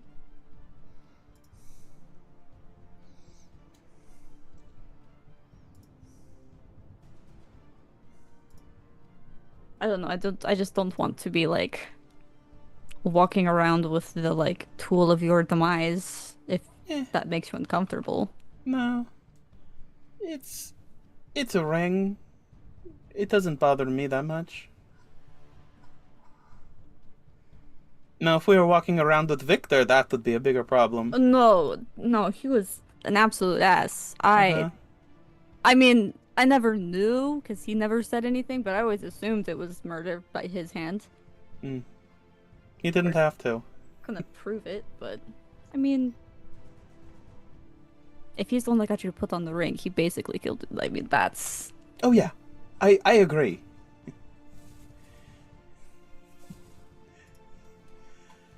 I wouldn't mind doing something about it at some point. I also wouldn't mind doing something. I was actually about to ask, how mad do you think Ned would be if we just he ended up having an accident or something? Do you think Ned would want to be part of it? Maybe if we explained. Hmm. Actually, now that I I think mean- about it, Gawain might be the one that has more to say, but... I don't know. Ned's on this kumbaya empathy kick right now. I don't know I don't know how he feels. Maybe he'd want to give him. Maybe he'd want to forgive him and feed him dinner. Oh my fucking yeah, goddamn.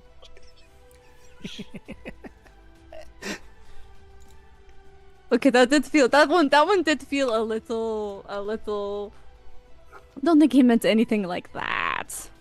Eh. I know. He gives you so much shit. True, he does. Does he not give you shit? Wait, is this a me exclusive thing? He hasn't I mean, I haven't known him very long. He's been very nice to me. Of course he has. Of course he's been very nice. I mean, he's made sure that I get time with Alexi, so he's very nice to me. True. No, just as long as you're the one getting time with Alexi, that's That's fine. You can have all the time with Alexia you want. I also apologize for any miscommunication that might have happened while I was the one in control. Anyways, the whole point of this is I was going to ask if we wanted to ask Madame Eva if he did it or not, but apparently you just knew and I just needed to ask you. So now we've just been sitting here talking to ourselves for too long. He looked at my eyes and he did it. He leaned in, just sort of looked. There's no question there. Anyway. Riss has just sort of been spacing for a minute.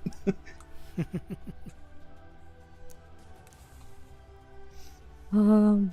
Because now I have other questions I want to ask Madame Eva, but You have time. Yeah, so Riss will tune back in. And before Riss like leaves the mental space, Riss be like, I'm sorry for any awkward questions that come about with my queries or thoughts. Emphasis on queer. Riss will tune back in. It was like, huh? What's happening? What? Welcome back. Was that Madame Eva? Yeah. Oh, sorry, I was Oh, no need. I assume Madame Eva, I assume you understand what how I am different. Which one? Yes, I do. Which one?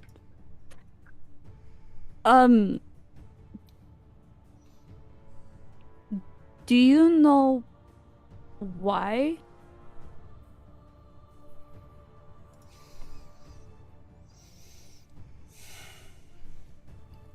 Why you came back? Yeah.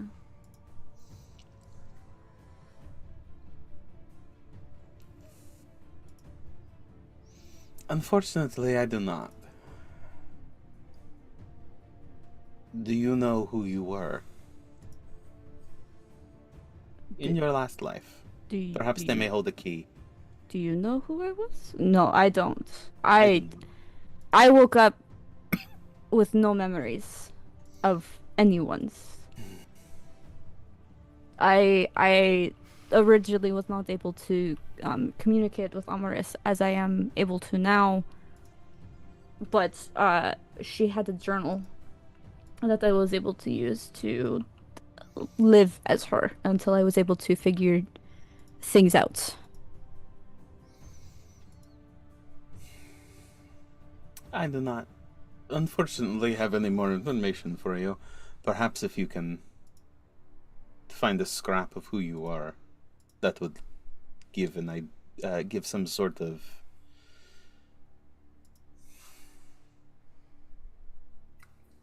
she's much more articulate than I am in this moment. Insight into why. With the shortage of souls, it is strange that anything happened, that you joined her rather than finding your own new body and living a new life. No, I agree. That's why I've had a lot of questions that not many people have any insight or answers for. But thank you. Where would I go to learn who I was?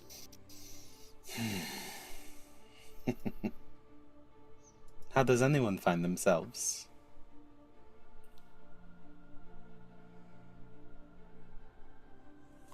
The same way that Yana or Gawain or Nedro or Ivor have same road they have taken to find who they are and who they were and their purpose. Oh, so trauma. Riz has trauma. Yana is trauma. Yeah.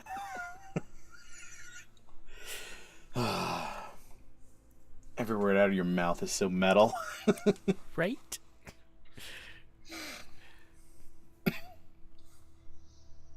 I do not have the likelihood of finding a remnant here, a scrap of parchment that not only still exists, but also that you can see that it will ring a bell is uncommon.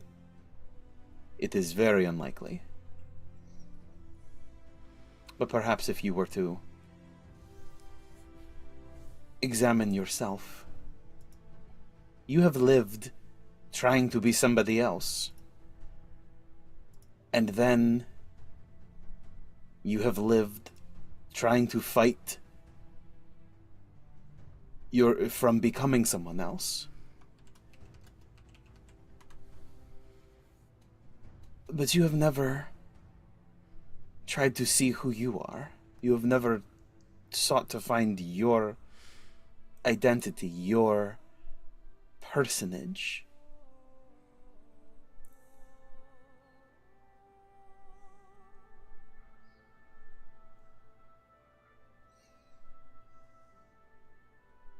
I guess that is true.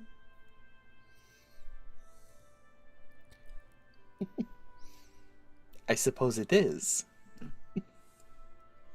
I have been watching. I know what this is.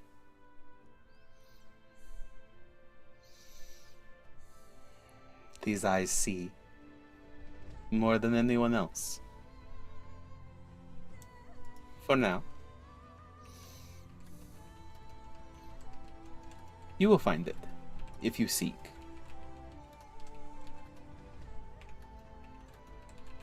Thank you, Lord. Thank you. She chuckles heartily to herself. You all have been the most wonderful guests.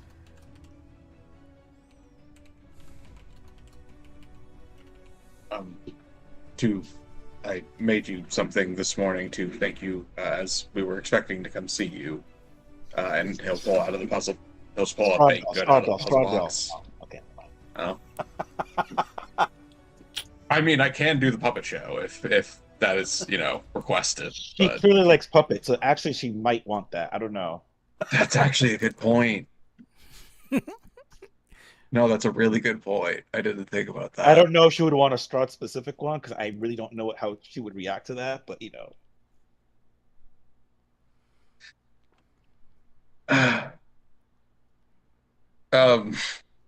Yeah, Gawain will produce it's kind of like a bundle of macarons similar to the ones that I gave to like Esmeralda. This time it is made with a bunch of exotic shit. Because I had the ingredients this morning. Mm-hmm. But yeah, no, Gawain's gonna he's not just gonna like pull out the doll or the ventriloquist dummy, but he's just going to ask would you be you seem to have very distinct, and I mean this in the most respectful way, terrifying taste in dolls and other similar items. What do you what do you think of this? And he's just going to pull it out and just be like, I've been making some improvements to it to try to make it a little more lifelike. I think you have done a very good job. I have one of Blinsky's myself, and your improvements are certainly improvements. And she produces her own Strahd puppet. And she holds it delicately to preserve it. The OG, no modifications, no nothing, just exactly as Blinsky had created it.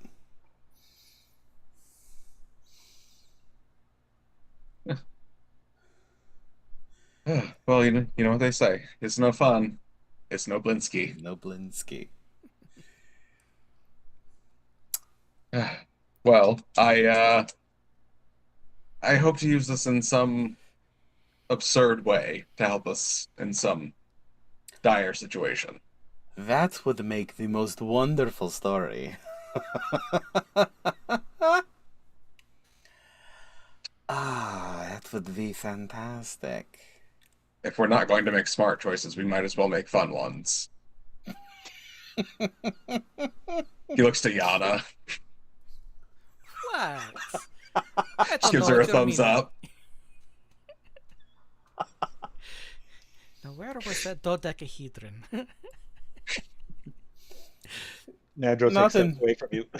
Nothing here. Oh, I love that Madame Ava already knows what it is and is like, no.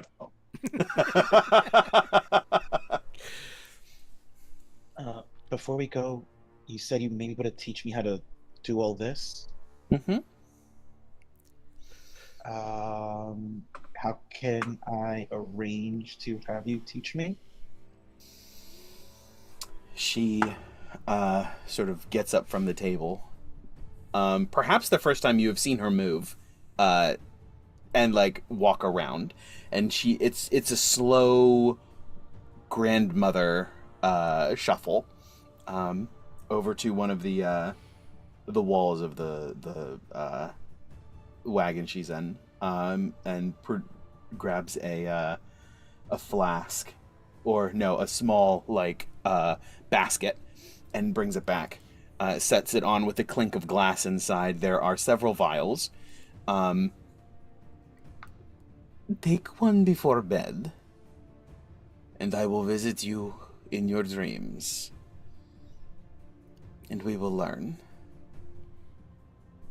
You will learn.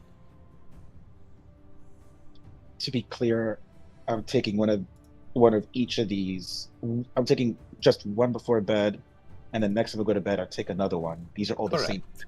Yes, there are many doses of the same thing. Understood. Thank Effectively, a potion of shared dream, which I think is a homebrew critical role spell. How many of these do I have? 4. Let's hope Nedro can learn in 4 nights.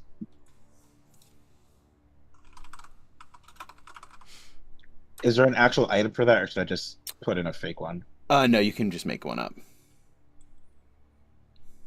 Remind Gawain to give you bardics before you go to sleep. He'll play you a lullaby. That's sweet. I like it.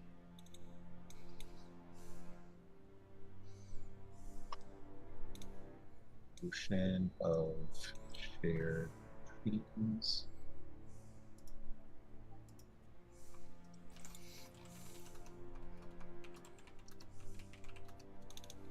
And I'll respond, thank you so much.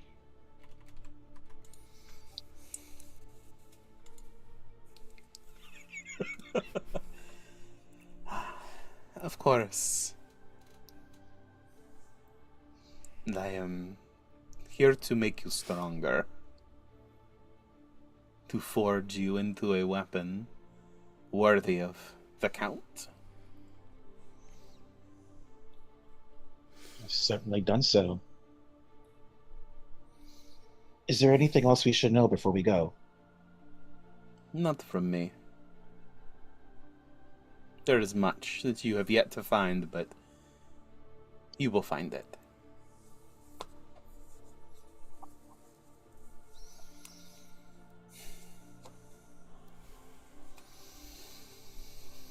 Take your leave. Go out and be who you are. Be who you will. Thank you for your time.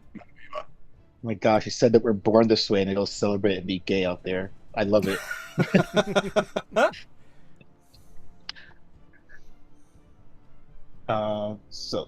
Thank you very much, and Ned will bow.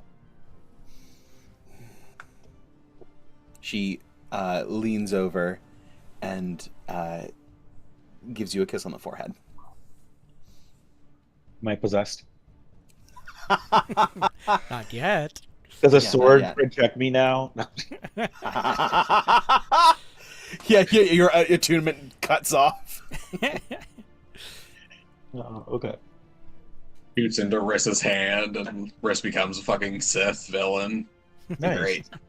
I do assume I'm not already a Sith.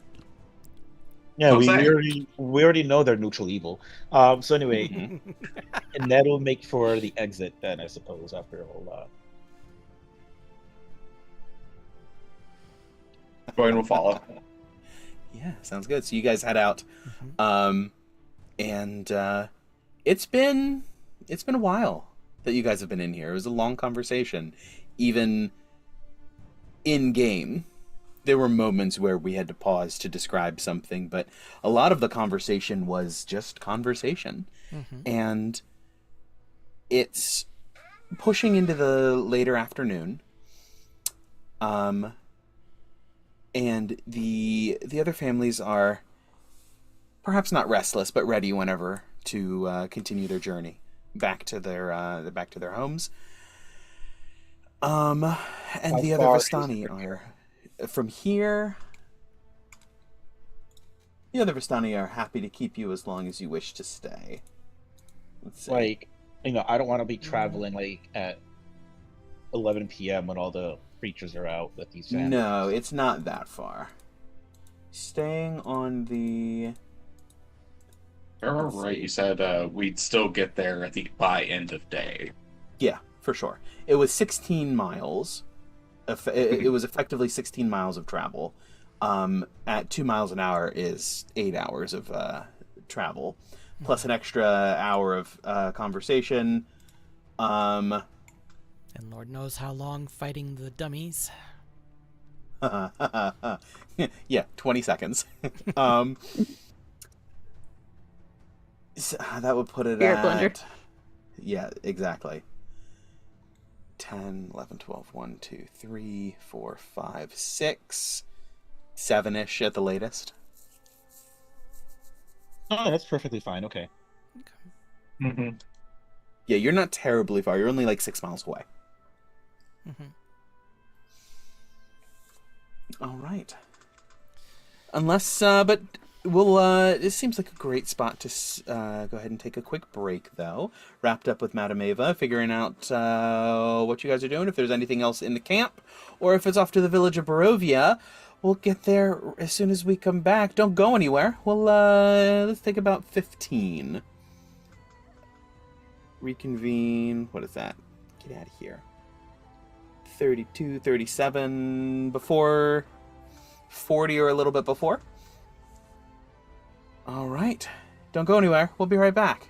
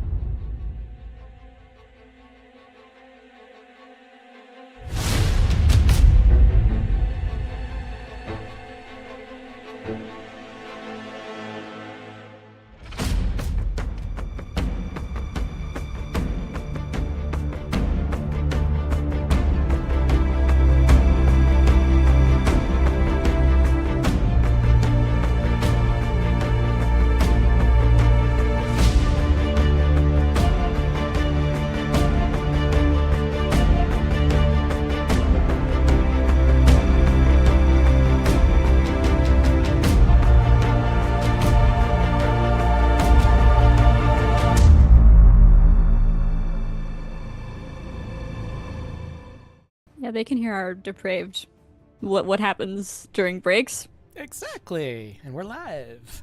Hey everybody, welcome back.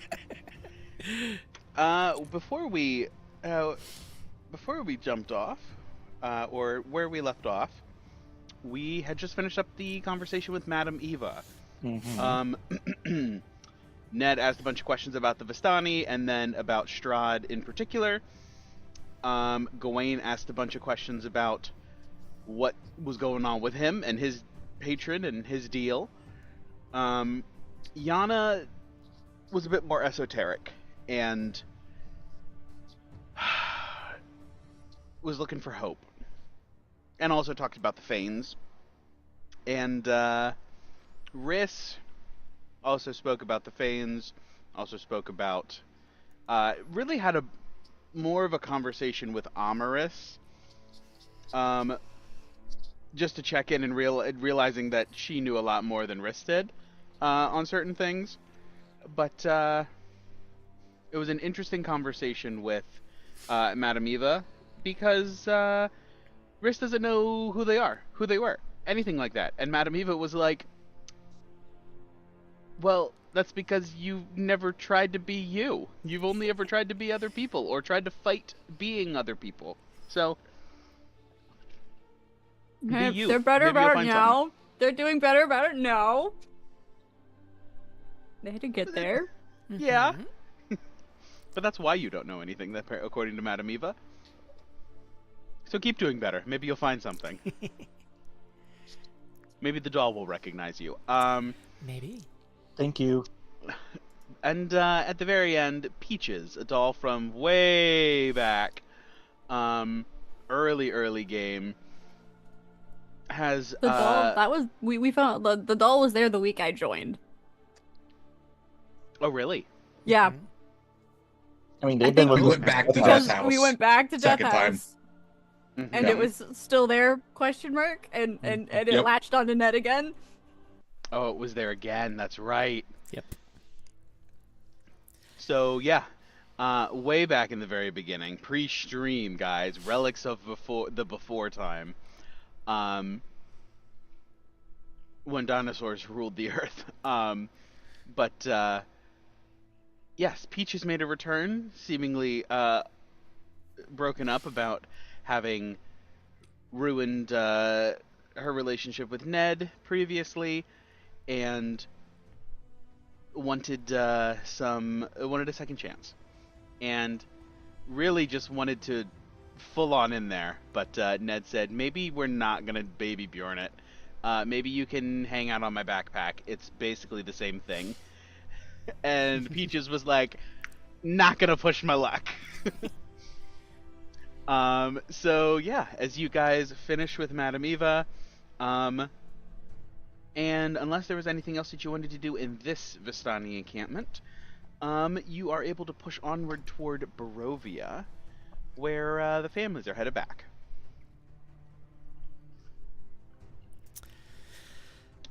Yeah, let's do it. Right. Yeah. So, as you guys continue along the around the Sayre Pool, and begin to step back up onto the main bit, one of the more established portions of the old Svalich Road, I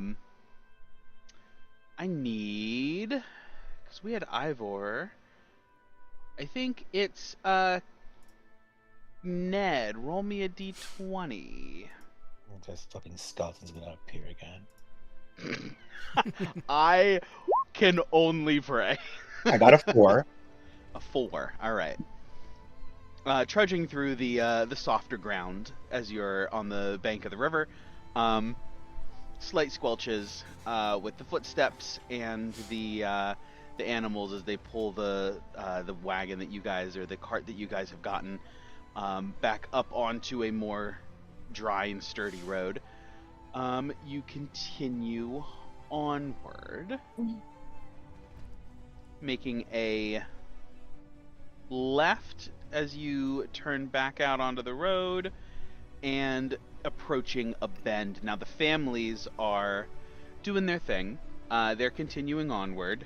They seem to have taken the time that you spent in the Vistani encampment to rest, maybe get a snack, maybe get a small meal, and get ready to keep moving, as it is later in the afternoon, early evening. They Could you are move us onto energized and ready to the? go. Go ahead. I was just gonna Oh. say if you could move us onto the map. I didn't realize that I had left you. Yes. So you guys have switched down and back onto the old Svalich Road. This should be on map. That's why it's looking weird. There we are. Excellent. Okay. Yes, but as you continue around a bend, the river becomes visible once again. Yana, go ahead and give me a d20 roll. Okay. That is an 11. 11. You continue onward. No issues, nothing strange in the river. Nothing rustles at you from beyond the edges of the forest, deep inside where the light doesn't even penetrate. You guys continue forward. Let's see. And as you approach the river, Ivlis, the water is clear as a blue winter sky through the valley, which is strange because normally a river reflects the sky above it, and that is where its color comes from, but the sky here is overcast and gray, and the river runs clear and blue, perhaps reflecting what it used to, a memory of where it once was. It's about, as you guys are aware, this river is about 50 feet wide and up to 10 feet deep, and the bridge spans it. Riss, go ahead and give me a d20 roll. As you guys are Nat crossing... 20? Nat 20. As you guys are crossing, the village of Barovia comes into view. Go ahead and roll me a d12. Okay.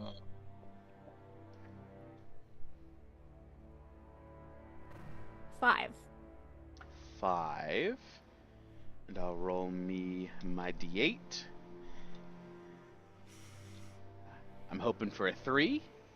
5. Oh, And I got a 2. Okay.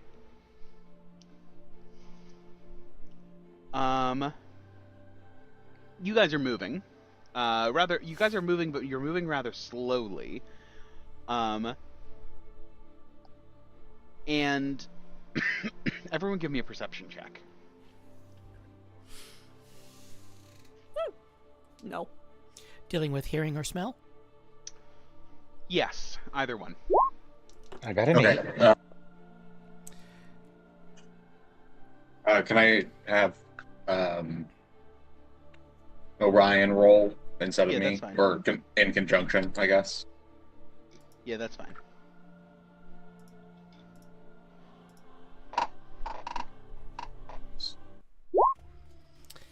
$20. Got a note from Riss. Right, so, okay, so for Orion... And then Ned, was yours the 8? I got an 8. That's a natural 20 from Gawain, but Nice. 17 from Orion. Gotcha.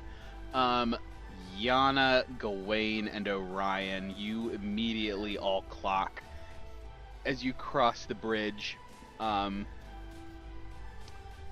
Maybe not in the thickest of the forest, but the trees around. Several figures, 4 individuals step forward, with masks on and crossbows raised. You immediately recognize these individuals as Vistani. However, with this aggressive action and like posture towards you, you can only assume that they were not just part of this encampment where you were. They haven't put together all of the pieces yet. On a natural 20, you realize that they don't realize who you are. As some of the children scream and the parents yell and rush over to grab them and pull them back. A couple of the men just sort of immediately posture and get like a crossbow in the face. Gawain is just going to make sure that everyone is like aware and ready in the wagon, but is going to with only shield in his arm, he'll have his axe sheathed still. Just say, You are mistaken, friends. We are friends of the Vistani. Madame Ava has just sent us on our way. And Give me please, either- believe go me, you do not. And I'm going to do the thing where I double density to increase. Actually, no. I have minor illusion now. I can actually just make that shit happen. I'm just going to use it to amplify my voice. And I'm just going to say, and that is a fight you do not want. Give me an intimidation check. You may do so with advantage for dropping Madame Eva's name.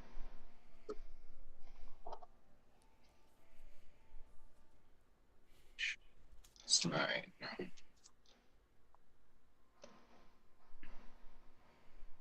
God, 27. 27.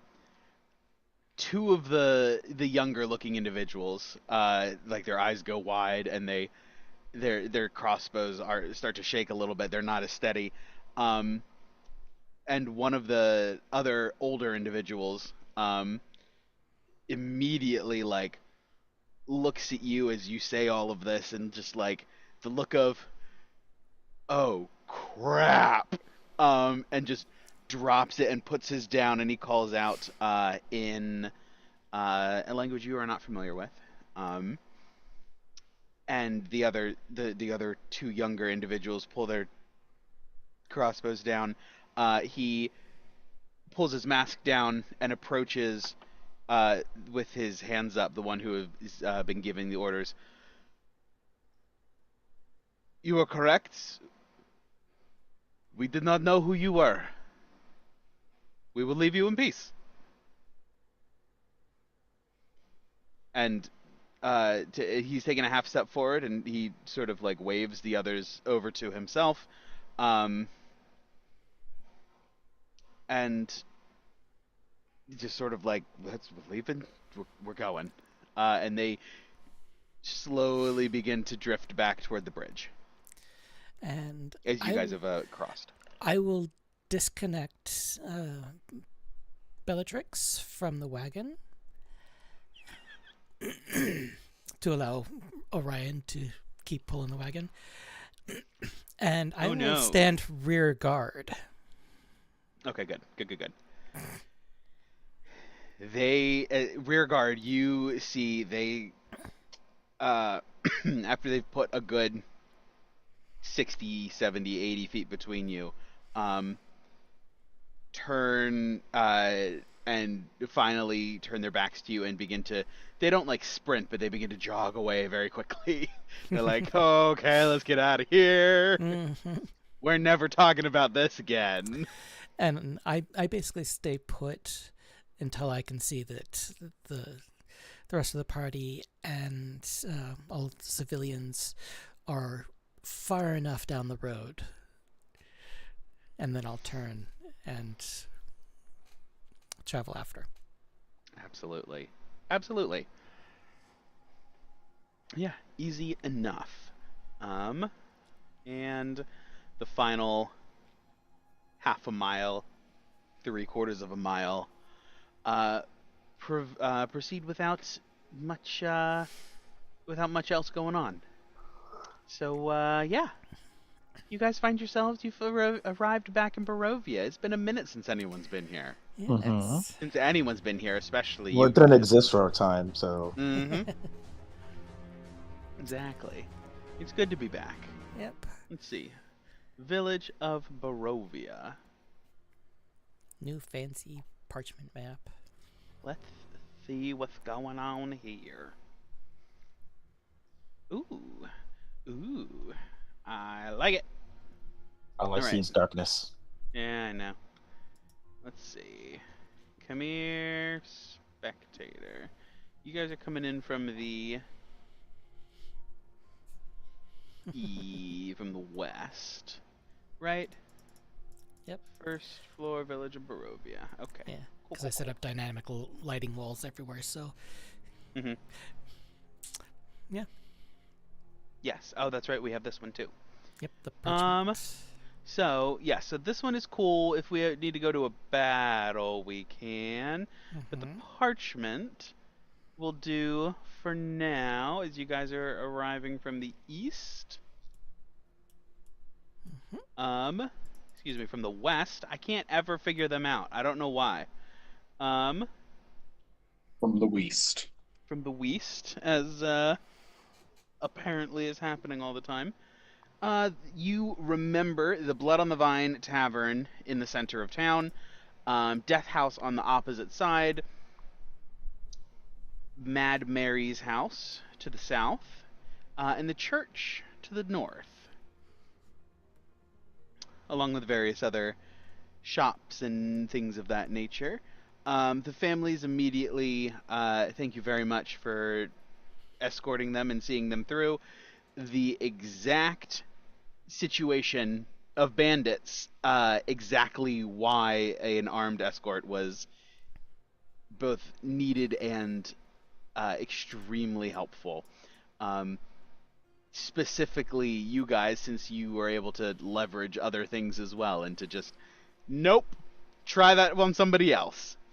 But they thank you profusely. They offer you some sort of payment, which I'm certain you guys refuse.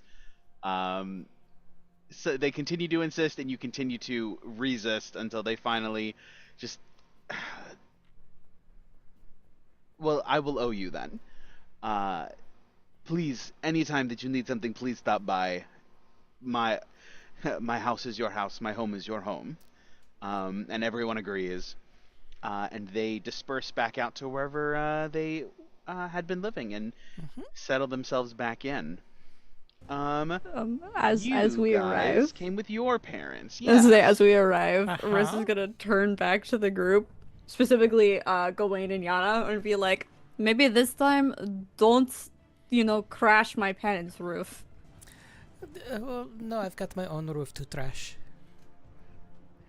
I'm sure your mother would love that. I'm not fixing it if you do. No. And I will never let you live it down, Gawain. Never. And technically, I didn't fall through your roof. Escher did. Yes. I just made him fall through.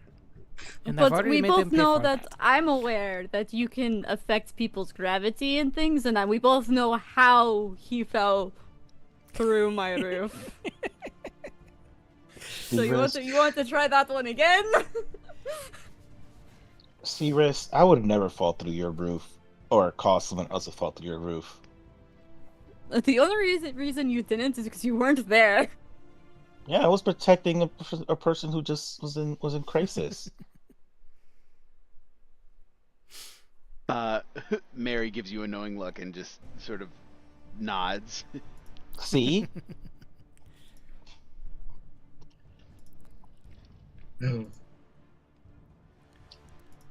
Yes. Any specific conversations you'd like to have upon delivering the parents back to their domiciles? We can do, or we can montage it as we have in the past. I'm good with either, whichever you guys are leaning into more. I do need to stop by. I want to make sure to walk Mary home, as I'm sure we're doing. But Gawain definitely is going to stop in to his garden at Mary's house to check on it, because it's Sunflower's garden, but he's tending to it while Sunflower's gone. Yes. Boy, does it need some TLC. Ooh. Little overgrown. So, just a tad. There are some weeds to pull. There are some plants that need clipped back, pruned. It needs some work. But Hopefully there's some weed to pull. Yes, there is also some weed to pull. There's some good weed to pull. And yeah, you are able to clean it up. It takes some time this evening, but better late than never. I'm glad you still exist. Yeah. But yes, you clean it up, you get it all looking good. Yep, and I'll definitely be helping Mama to clean the shop. get it ready for business again. Mm-hmm. It's surprisingly untouched. Like, for all of the trials and tribulations that have befallen the valley, especially in the last couple of weeks, for phasing back out of existence and then being reconstituted,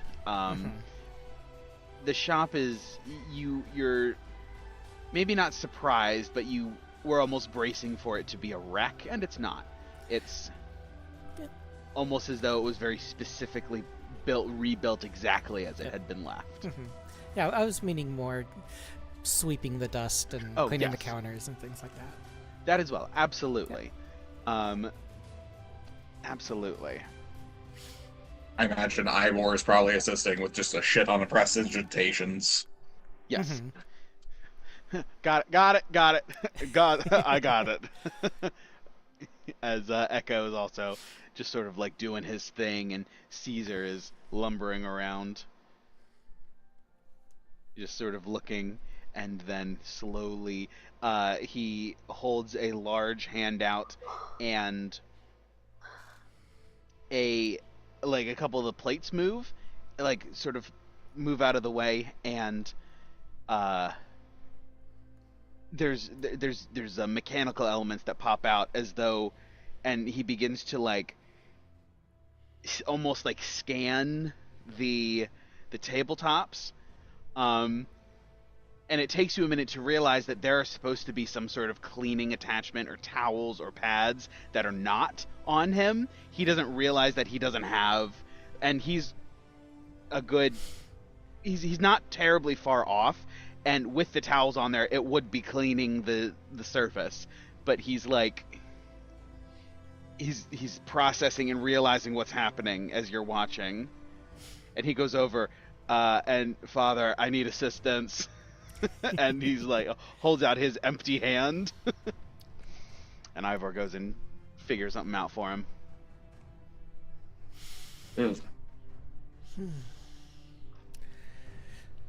Quite a day. Dinner on me over at the Vine. That would be lovely.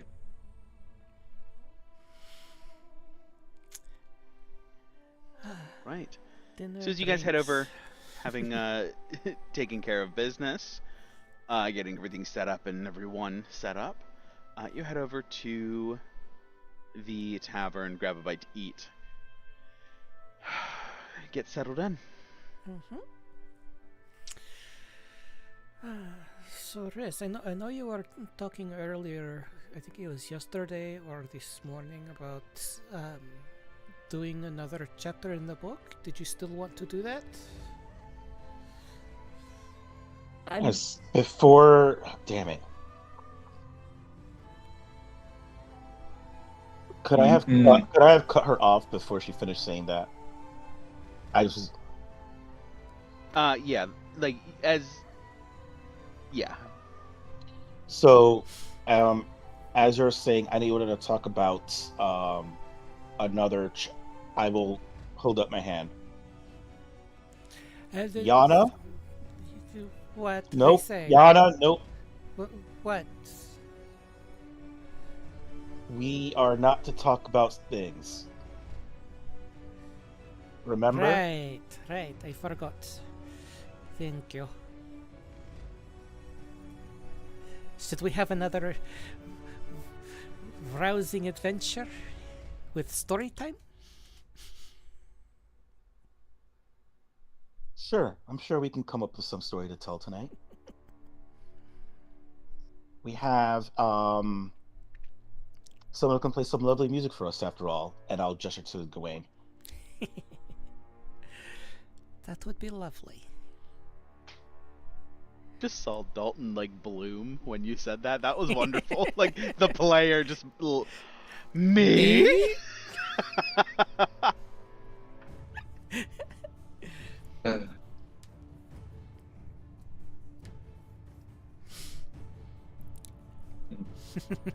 Anything else that you guys are doing tonight? Oh, we did get 8 hours of crafting done on the journey, correct? Yes. Okay, so we can mark that off. Oh, I already If did you, that. yeah, if you haven't already marked it off, please go ahead and do so. So that's 16 of 24.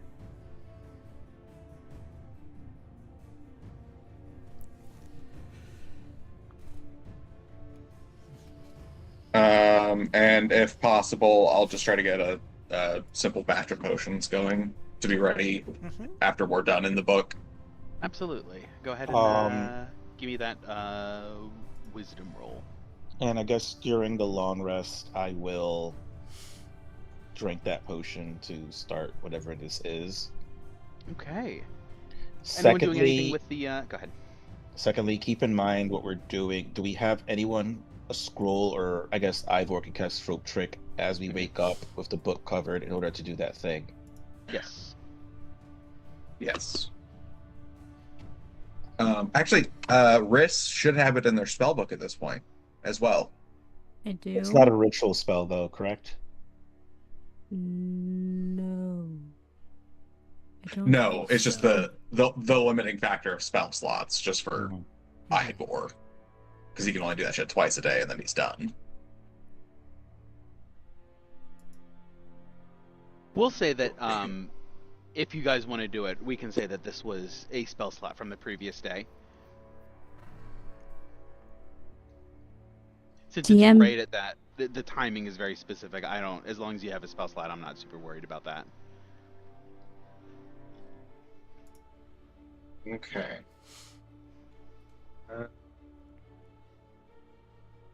Fuck it. I mean, I might as well. I have my D12. I'll just add it. Oh yeah, that's good. I always every time I get a D12, I always forget to use it. So I'm just gonna use it now. That's a 33. Yeah. Yeah. All four. Easily set up. Sweet. Awesome.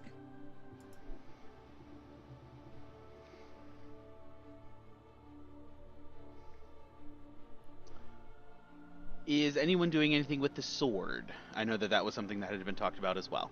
I don't know if they bring it up. They want to try, sure. It's not like Strahd doesn't know you have the sword. He's seen us use it. Yeah. He really didn't care that we have it. Yeah. I mean, I guess I'll hold it since it's a thing now.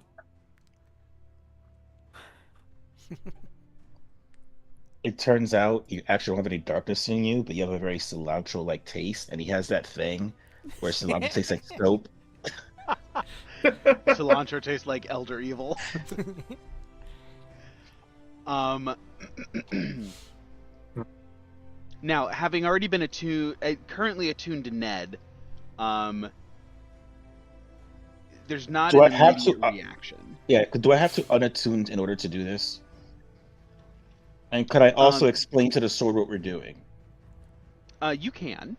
You don't have to. All that Riss would have to do is reach out and seek to establish a connection. Since you can break somebody else's attunement to most items by attuning to it yourself. But if you wish to explore this with the sword, you absolutely may. Oh, I will. You know, I just figured. It's not just pass it around like I think it's some kind of like. I don't want it to feel used, even though that's what we're doing.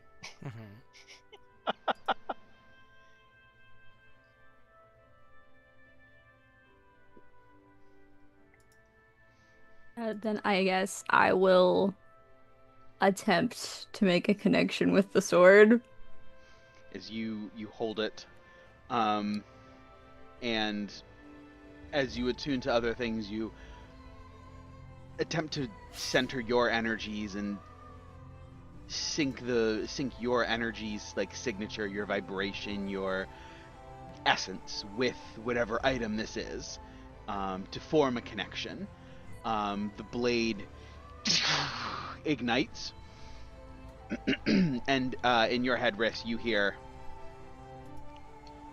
"You, are you to be my new wielder?" Did Ned not explain? I did. Did I never do anything that I do not wish to do in full. If I am to determine whether this bond is a viable one, we must go all the way, as the kids say. That's not what that means. That's not what that means.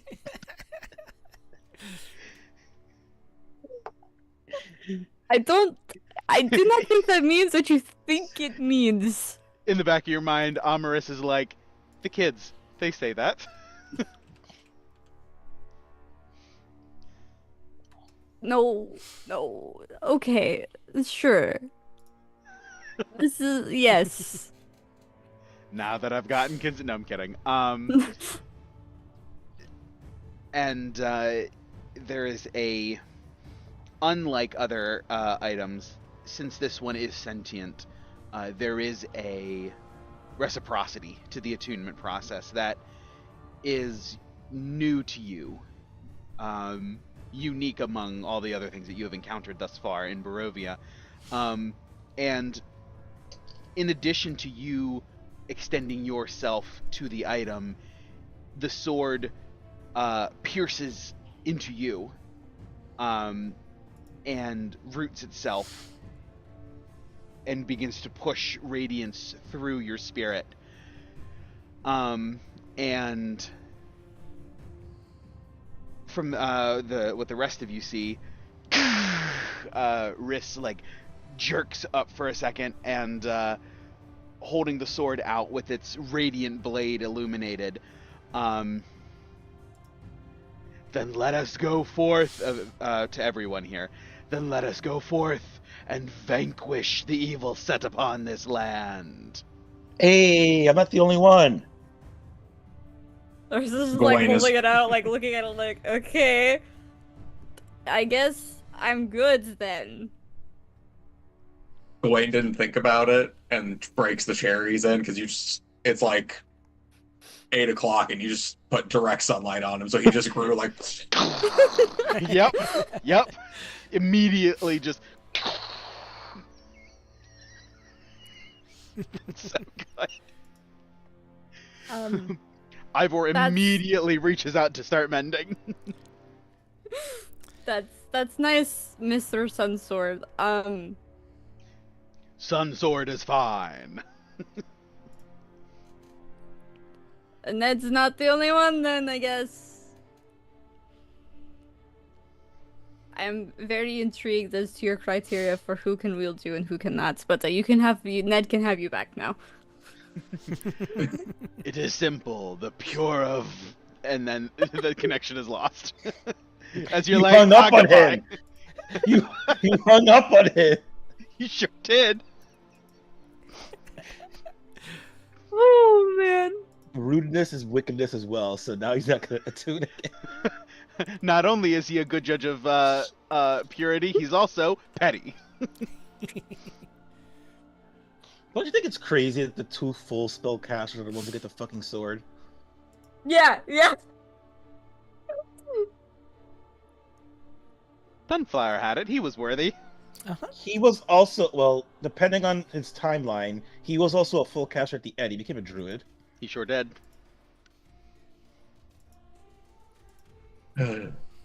Oh man. Don't get corrupted, guys. Duh. I'll try not to. Right. Well, with that out of the way, potions being brewed, you guys are looking at another chapter in the... In the book. And I'm doing my training montage. That's right. You are doing your training montage. That's right. You take a drink from the vial, or you do this do the dream shot. Dream shot. And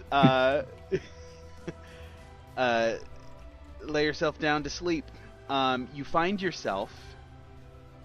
You you feel yourself sort of drift off, and then you wake up immediately, and you're in bed. And as as your vision and consciousness expands, you're in bed, but your bed isn't in the room anymore. It's in this liminal expanse. And as you sort of like step out, you're no longer like in your PJs. You're in full regular attire, however you typically imagine yourself. Including the sunglasses? Including the sunglasses. Okay. They're core to your personality at this point. I don't know, man. You haven't broken them, and they're there to break. As you step out and you turn and you see Madame Eva, but she's not the same individual who sat across from you at the table in the wagon the previous She's day. young, isn't she? She's much younger. She's much more attractive. Or she's very attractive, I should say. And she's actually significantly taller than she is currently. As she imagines herself and her her soul is how she used to be. She doesn't see herself as this old wrinkly grandmother. If it's imagined as like we see ourselves, notably the staff is not in Ned's possession. And the staff is not here. Mm-hmm. And I mean, for all intents and purposes, it is, but dream, no. Right.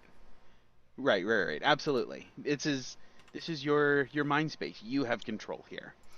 Madame Eva approaches. I'm glad that you have chosen to come this night. It is good to get started early. All right. These spells are not hard. Wait, quick question. Did Gawain give me the D6 he promised? Yes. We were gonna Sweet. have a lullaby. Well, he was giving me the lullaby. Yeah. Do you want to act out the lullaby? Love. Oh God, no! I don't. I'm sorry, I don't have one prepared. What kind of bar? No, I'm kidding. With your bardic inspiration, Madame Eva continues. These spells are not hard. They are not difficult, but it is picking up a new skill. Takes time. I cannot imagine it will take more than a few days. So let's begin. And she begins to get to know you, how you have increased and sort of built your repertoire of spells. Give me an...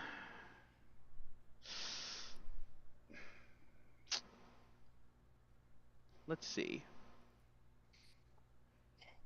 Or give me an Arcana check. Okay.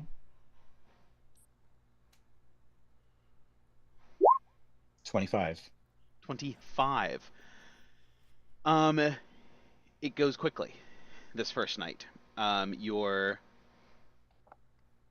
It feels like you're spending but mere moments reaching for elements of each of the spells and grasping them very quickly. You are, we'll say, let's see.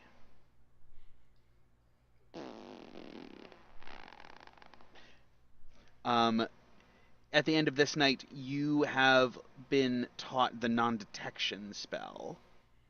Ooh. And with another great success, upon the morrow, you will have completed it and gotten your see invisibility spell. So I can add non-detection to spells I know, which I don't even know how to do it if it's an additional thing. Yeah, but... I don't know how to do it with this. We'll probably have to create an item that adds it to your spell list. Yeah, that sounds good. Or you can make a feat. Or you can make a feat, or I can make a feat. There should be a way that you can override it and just add the spell to your spell list. I know that for There wizards you used to can. be, but I don't know if, like, how they changed everything with the 2024. So Let's see. None. Is non-detection a... Oh, you know why? Because it's not even on your... oh, It's not a sorcerer spell. It's not a sorcerer spell. But that's fine. Yeah, I'll put it on a like a magic item or something, and I'll get it for you. Sweet. Yeah. So that absolutely perfect. All right.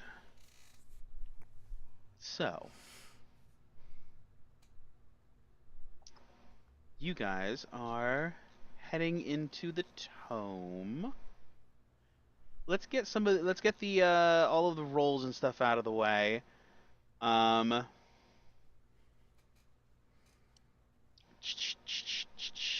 So The song was so Riss, you're- beautiful. Riss has also got that bardic inspiration, right? Go ahead and give me. Oh no, I definitely don't. Because I would have had to rest on the second 4 hours instead of the first 4 hours like I normally do. Because like we would have all woken up right when. So Riss had an extra 4 hours before while everyone else was asleep. So it wouldn't have lasted long enough. Which is fine. It's cool. It's cool. I'm not worried about it. 13. But DM, during that 4 hours, could I have worked on another spell scroll? Yeah, absolutely. Let's just say I went 4 hours into another spell scroll of shield. Okay. I think. Yeah. Yeah. Okay. And then I need to make an Arcana check. Yes. But where is it? So appears.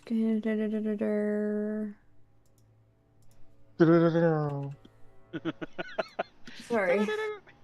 I'm trying to find it. Dedicated research. Ciphering requires an investigation or intelligence. Arcana check. Okay. I don't have advantage on this. Mm-mm. Cool. Well, my dice got angry at me. It's an 18 total. 18. You still succeed. Okay, cool. That plus 13 really coming in clutch.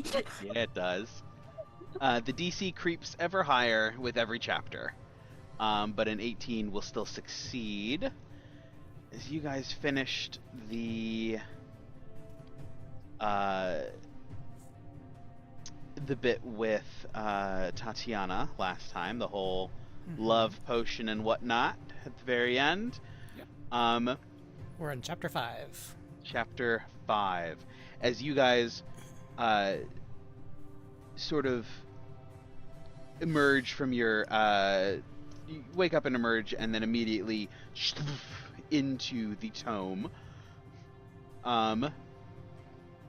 You are again walking through this darkness as it just sort of fades in, and you see the unseen Strahd servant form leading you onward.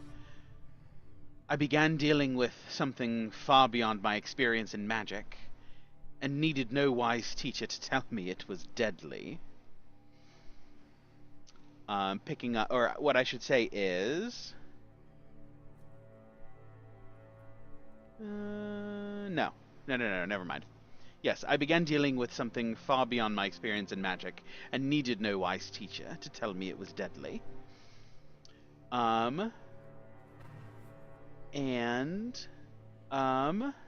Let's see. You all settle into a familiar room as you sort of slowly follow the visage of Strahd, and the world almost builds itself around you. in this psychic space. You settle into a familiar room, Strahd's study. You have been here before in the tome. You've also been here before in real life, with the trapped fireplace, where you found all of the treasury and all of that good stuff.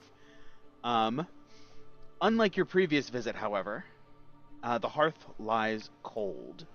The room is near pitch dark and lit by a few scattered candles, and their flickering lights cast long shadows on shelves fit to bursting with various tomes. Books new and old that, even at a glance, you presume contain hundreds of spells and incantations.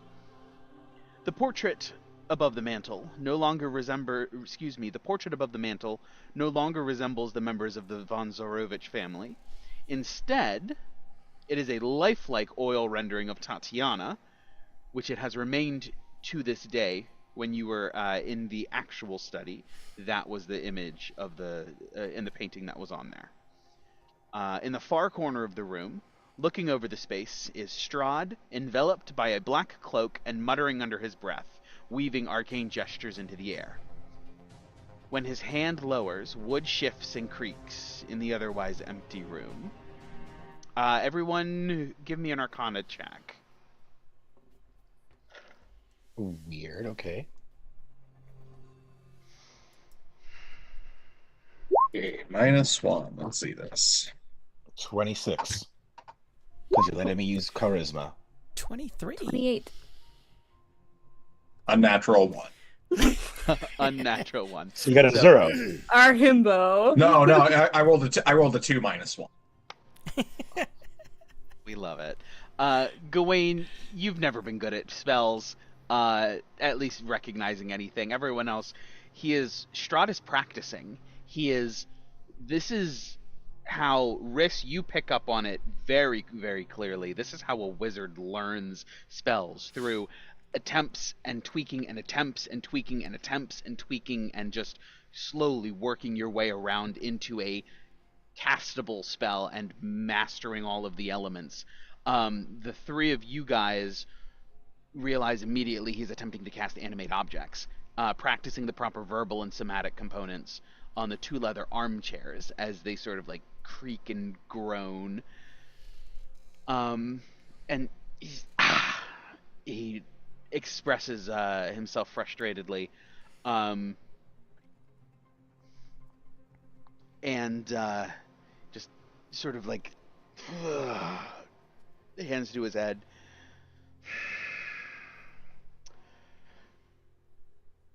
If I cannot practice, I cannot think, I cannot wrest my mind's eye from those 2 insufferable souls. And you immediately understand that he is talking about Tatiana and Sergei. And he strikes you in this moment as a man sort of fraying at the edges. His psyche is coming unwoven. Perhaps he might be suggestible, and you might be able to speak to him from the ether.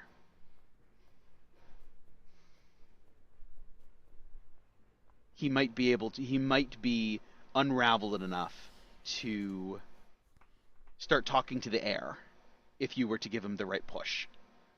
To think we're voices in his head, essentially. Yes.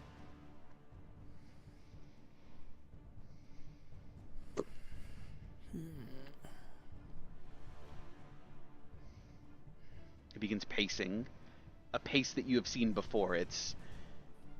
But it's wild, it's unhinged. It's very much like when he arrived back in his Barovia, is the vibe he's giving.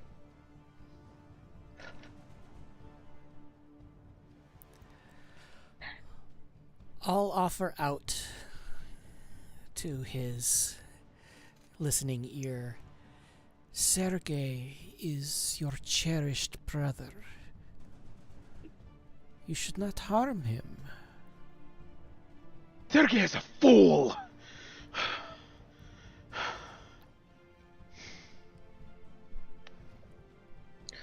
He This does not isn't know like. what he wants. How does Strahd refer to himself as?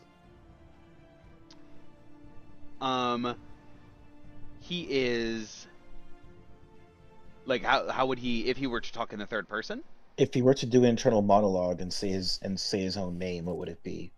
It would be Strahd. Okay. But yes, he sort of explodes at this just gentle nudge. Sergei's a fool. He has made his choice. His vows will not escape him. Why does he tarry with this? This is not his path. Ugh. He wants to usurp me. I can see it in his eyes. He wishes to take the crown from my head. But he is my brother.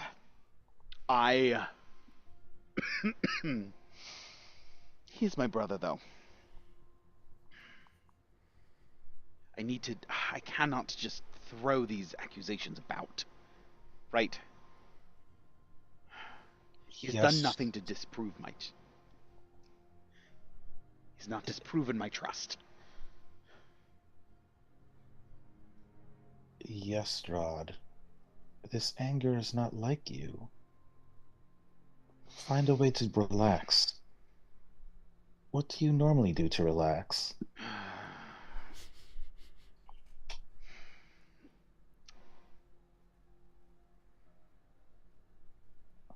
I feel like I'm robbed of my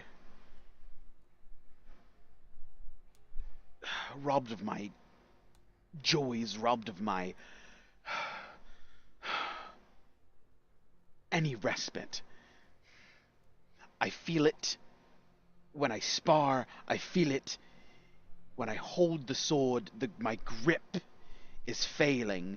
My motions are sluggish. My strikes imprecise.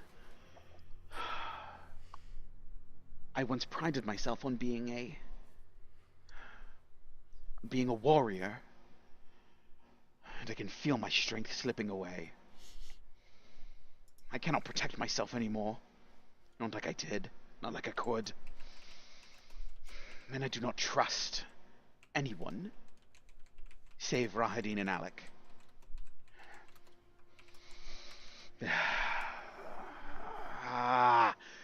Only they have stood by my side. Everyone else, I can see it in their eyes that they favor Sergei over me.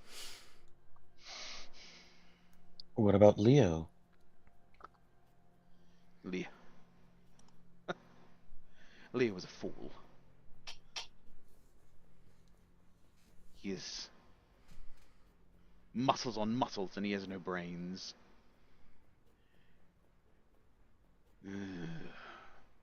I ought not underestimate him, though.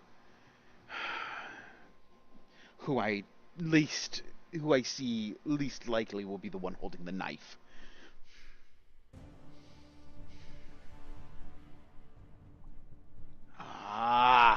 And he just sort of just mopes over across the room for a second.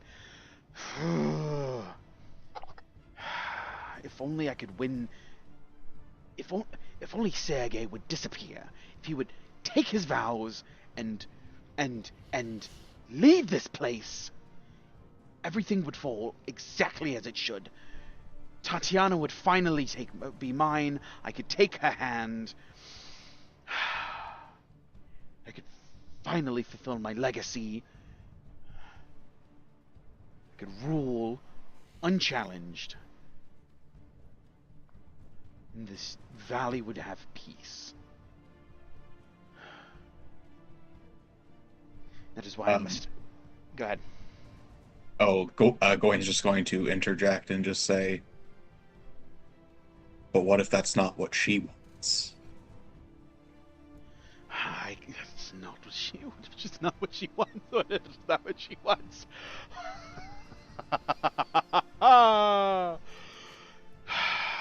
No, it is what she wants. I can see it in her eyes, right? Oh, yes, I can see it in her eyes. She would say yes. If I asked her if I asked for her hand, she would say yes. Because of the implication, right?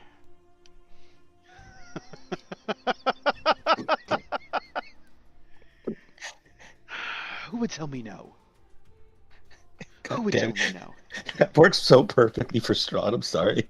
It sure does. Of course she would say yes. Of course she would say yes. Then ask her, and abide by her choice. Her choice matters. If you want love, you cannot steal it. It must be given freely.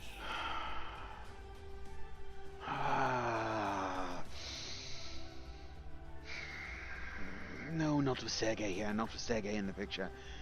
He clouds her judgment. He is intoxicating. He is... he is insidious. He worms his way in with his charm and his smile and those... in his eyes, full of warmth. How can I have anything with him when he is here? He will steal every joy that I have. You have everything outside of Tatiana. I have nothing! And he throws his spellbook across the room that he had been pacing, holding. At that point, there is a knock on the door. And his focus is shattered, and just a moment, and he rights the room. And he sort of takes a half dozen paces across back to where he started. You may enter. And the door swings open to reveal none other than Sergei and Tatiana, hand in hand, grinning from ear to ear. You know what? I'm kind of distraught on this one. Why are they rubbing it in? No, I think I know what's about to happen. Yep, that's exactly what's going to happen. They... Oh as they approach, Sergei speaks first. Brother, I have wonderful news. And you guys, who are ethereal to begin with, sort of feel Strahd's stomach drop with him. I'm sure that I'm very happy for you. Please do, please go on. And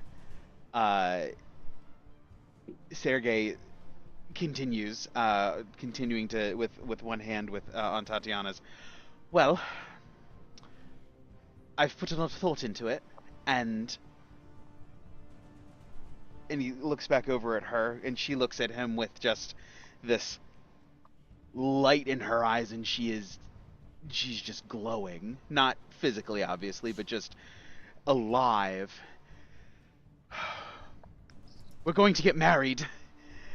And those of you who have circled around to get a view on a view of looking at Strahd see just his face steel, and it doesn't drop, but it just grows cold.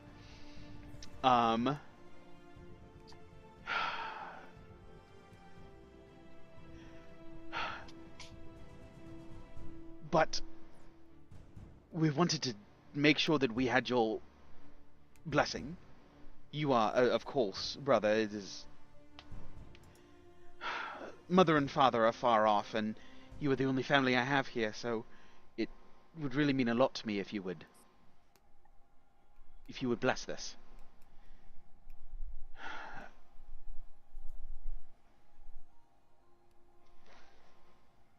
And Strahd just stands there for a moment. He is again vulnerable if anyone wants to whisper in his ear. Yes. You know you're better than him. You have to prove it. You must be the honorable one.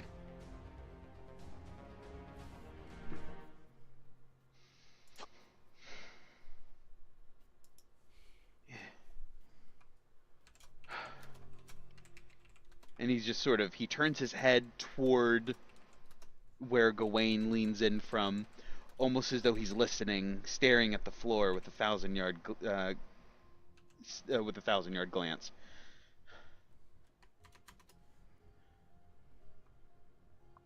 Are you sure about this? Sergei, what of your vows? Well, brother, I've put a lot of, as I said, I put a lot of thought into this, and I feel differently now than I ever have. Had you not conquered this place, I might have continued and just become exactly what everyone had expected of me, but coming here gave me a sense of independence, that I could be who I want and do what I want and live the life and make the life that I wish to have for myself. And I found Tatiana. She completes me in a way I never would have even dreamed of.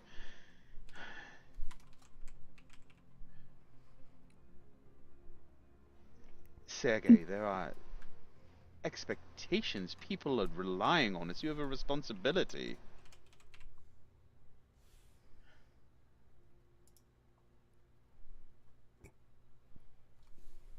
If What anyone is else has, go ahead. Tatiana's reaction through all of this? Tatiana is very meek right now, and she's very quiet, just holding Sergei's hand, very excited, like looking expectantly and like almost pleading with her eyes. Let's see. And you can see that he is drawn in by her gaze. It's like almost, you can almost see his vision tunneling into just her.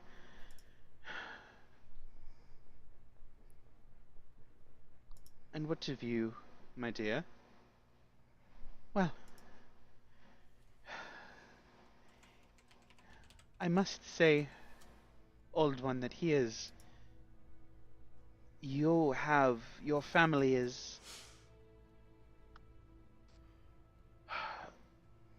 unmatched and unparalleled. They're full of nobility and honor and grace and kindness. Sergei is no different. And for a moment, as she lifts off these positive characteristics, Strahd can't help but almost lean in a we are, like in a moment of subtle pride, and then she says, and Sergei exemplifies these perfectly. It hits him like a gut punch.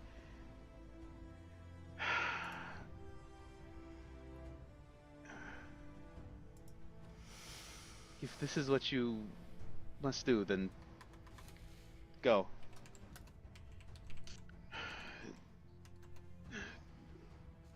Yes, fine. And the couple beams, and Sergei runs over. Thank you, brother. Thank you, brother. You don't know what this means to me. And he gives him a big hug. Strahd, sort of like shell-shocked, just sort of stands there, going through the motions. And the two of them rush off, door closing behind them. He takes a step back and just collapses into a leather armchair. She calls me Old One, or Elder. Yet she has fallen for that gullible, faithless boy. Abandons his destiny. first sign of anything.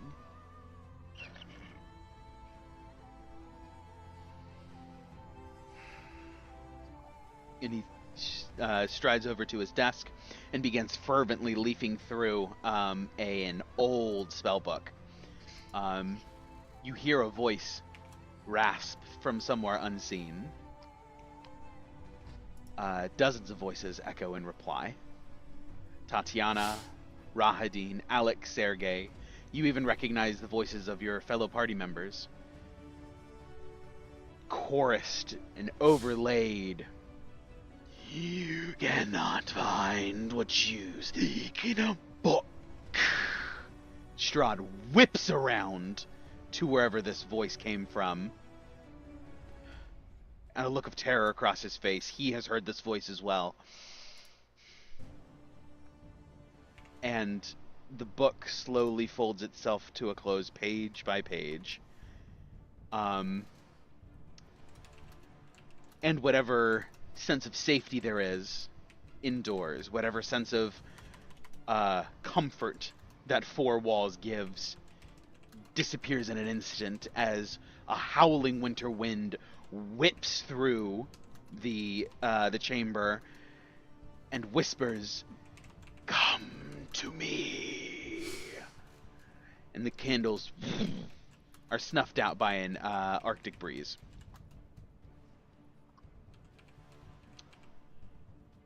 And you guys feel yourselves pulled almost like the lifted out of space and time, and the world rushes by underneath you, and you're set down in front of the Amber Temple. The exterior is a magnificent facade, even What is if the Amber Temple? Sorry. in the unbearable cold. This is the Mount temple Ga- on Mount Gacchus, where Okay, got it. where Riss died. The temple is a magnificent edifice, familiar if sharpened and in more contrast, like before, like centuries of erosion have been undone. The temple currently houses many individuals, and it is lively. It is there is back and forth going on. And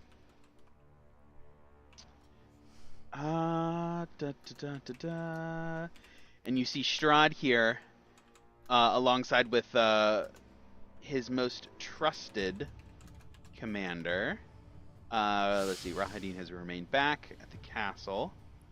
But yes, there is an expedition that has been mounted here, and you find yourselves in... Let's see. Yes, Alec is here alongside Strahd, and you guys, I believe, you find yourselves in the bodies of some of these foot soldiers, part of the small army that Strahd has raised and has marched up the mountain with. The growing number of voices pierce your mind, and the wind that claimed the candles whips against your cloaks. Your vision returns, and you stand in the blizzard on the mountainside before these 6 carved amber statues, each towering over 40 feet tall. They are standing deep in prayer with hoods draped over their faces, looming over an enormous stone door of a temple. There are 2 other figures standing your height ahead of you, Strahd von Zarovich and Alec Gwillem, clad in snow-coated armor and trekking over the white field toward the temple. All right. And you approach the entrance hewn into the face of the mountain. Torchlight is a losing fight against the darkening sky, and in the fading firelight, you see the silhouette of Strahd glide effortlessly across the fallen snow, and paint the powder red with the blood of a person that a moment ago stood guard at the temple's door, as he flies rage-filled, seemingly, just as you're looking at him from the back, just slaughters somebody, and is diving into the temple. And we'll pick back up there next week because I want to be able to do this justice, and there's more to this chapter than just the scene that we have played out so far. But I'll prep that. But yes, Strahd is doing something at the Ember Temple. Something happened there. We'll figure it out next time. Looking forward to that. Mm-hmm. Hey, DM, did we level up? You can say no, it's fine. Yeah, it's fine. Worth a shot. Gotta ask. Worth a shot. I have a list of things. You guys are well on your way toward at least one of them. Yay. But yes, I have. I broke out the module into milestones, and I think we're getting there. We're getting toward one of them. So yeah, yeah, we'll figure out what's going on at the Amber Temple next week as we split this chapter in half, and we'll pick back up in the Tome of Strahd next session. But thank you to everyone who's joined us live. I appreciate seeing you out here and seeing you in the chat. And thank you to everyone who joined us on the VOD on YouTube. I appreciate you coming along with the story that we're telling here together. I'm having a grand old time. I certainly hope the same is true for everybody else here. But until next time, thank you very much for joining us. And always remember, you are the legend beyond the Dragon's Tail. Good night, everybody.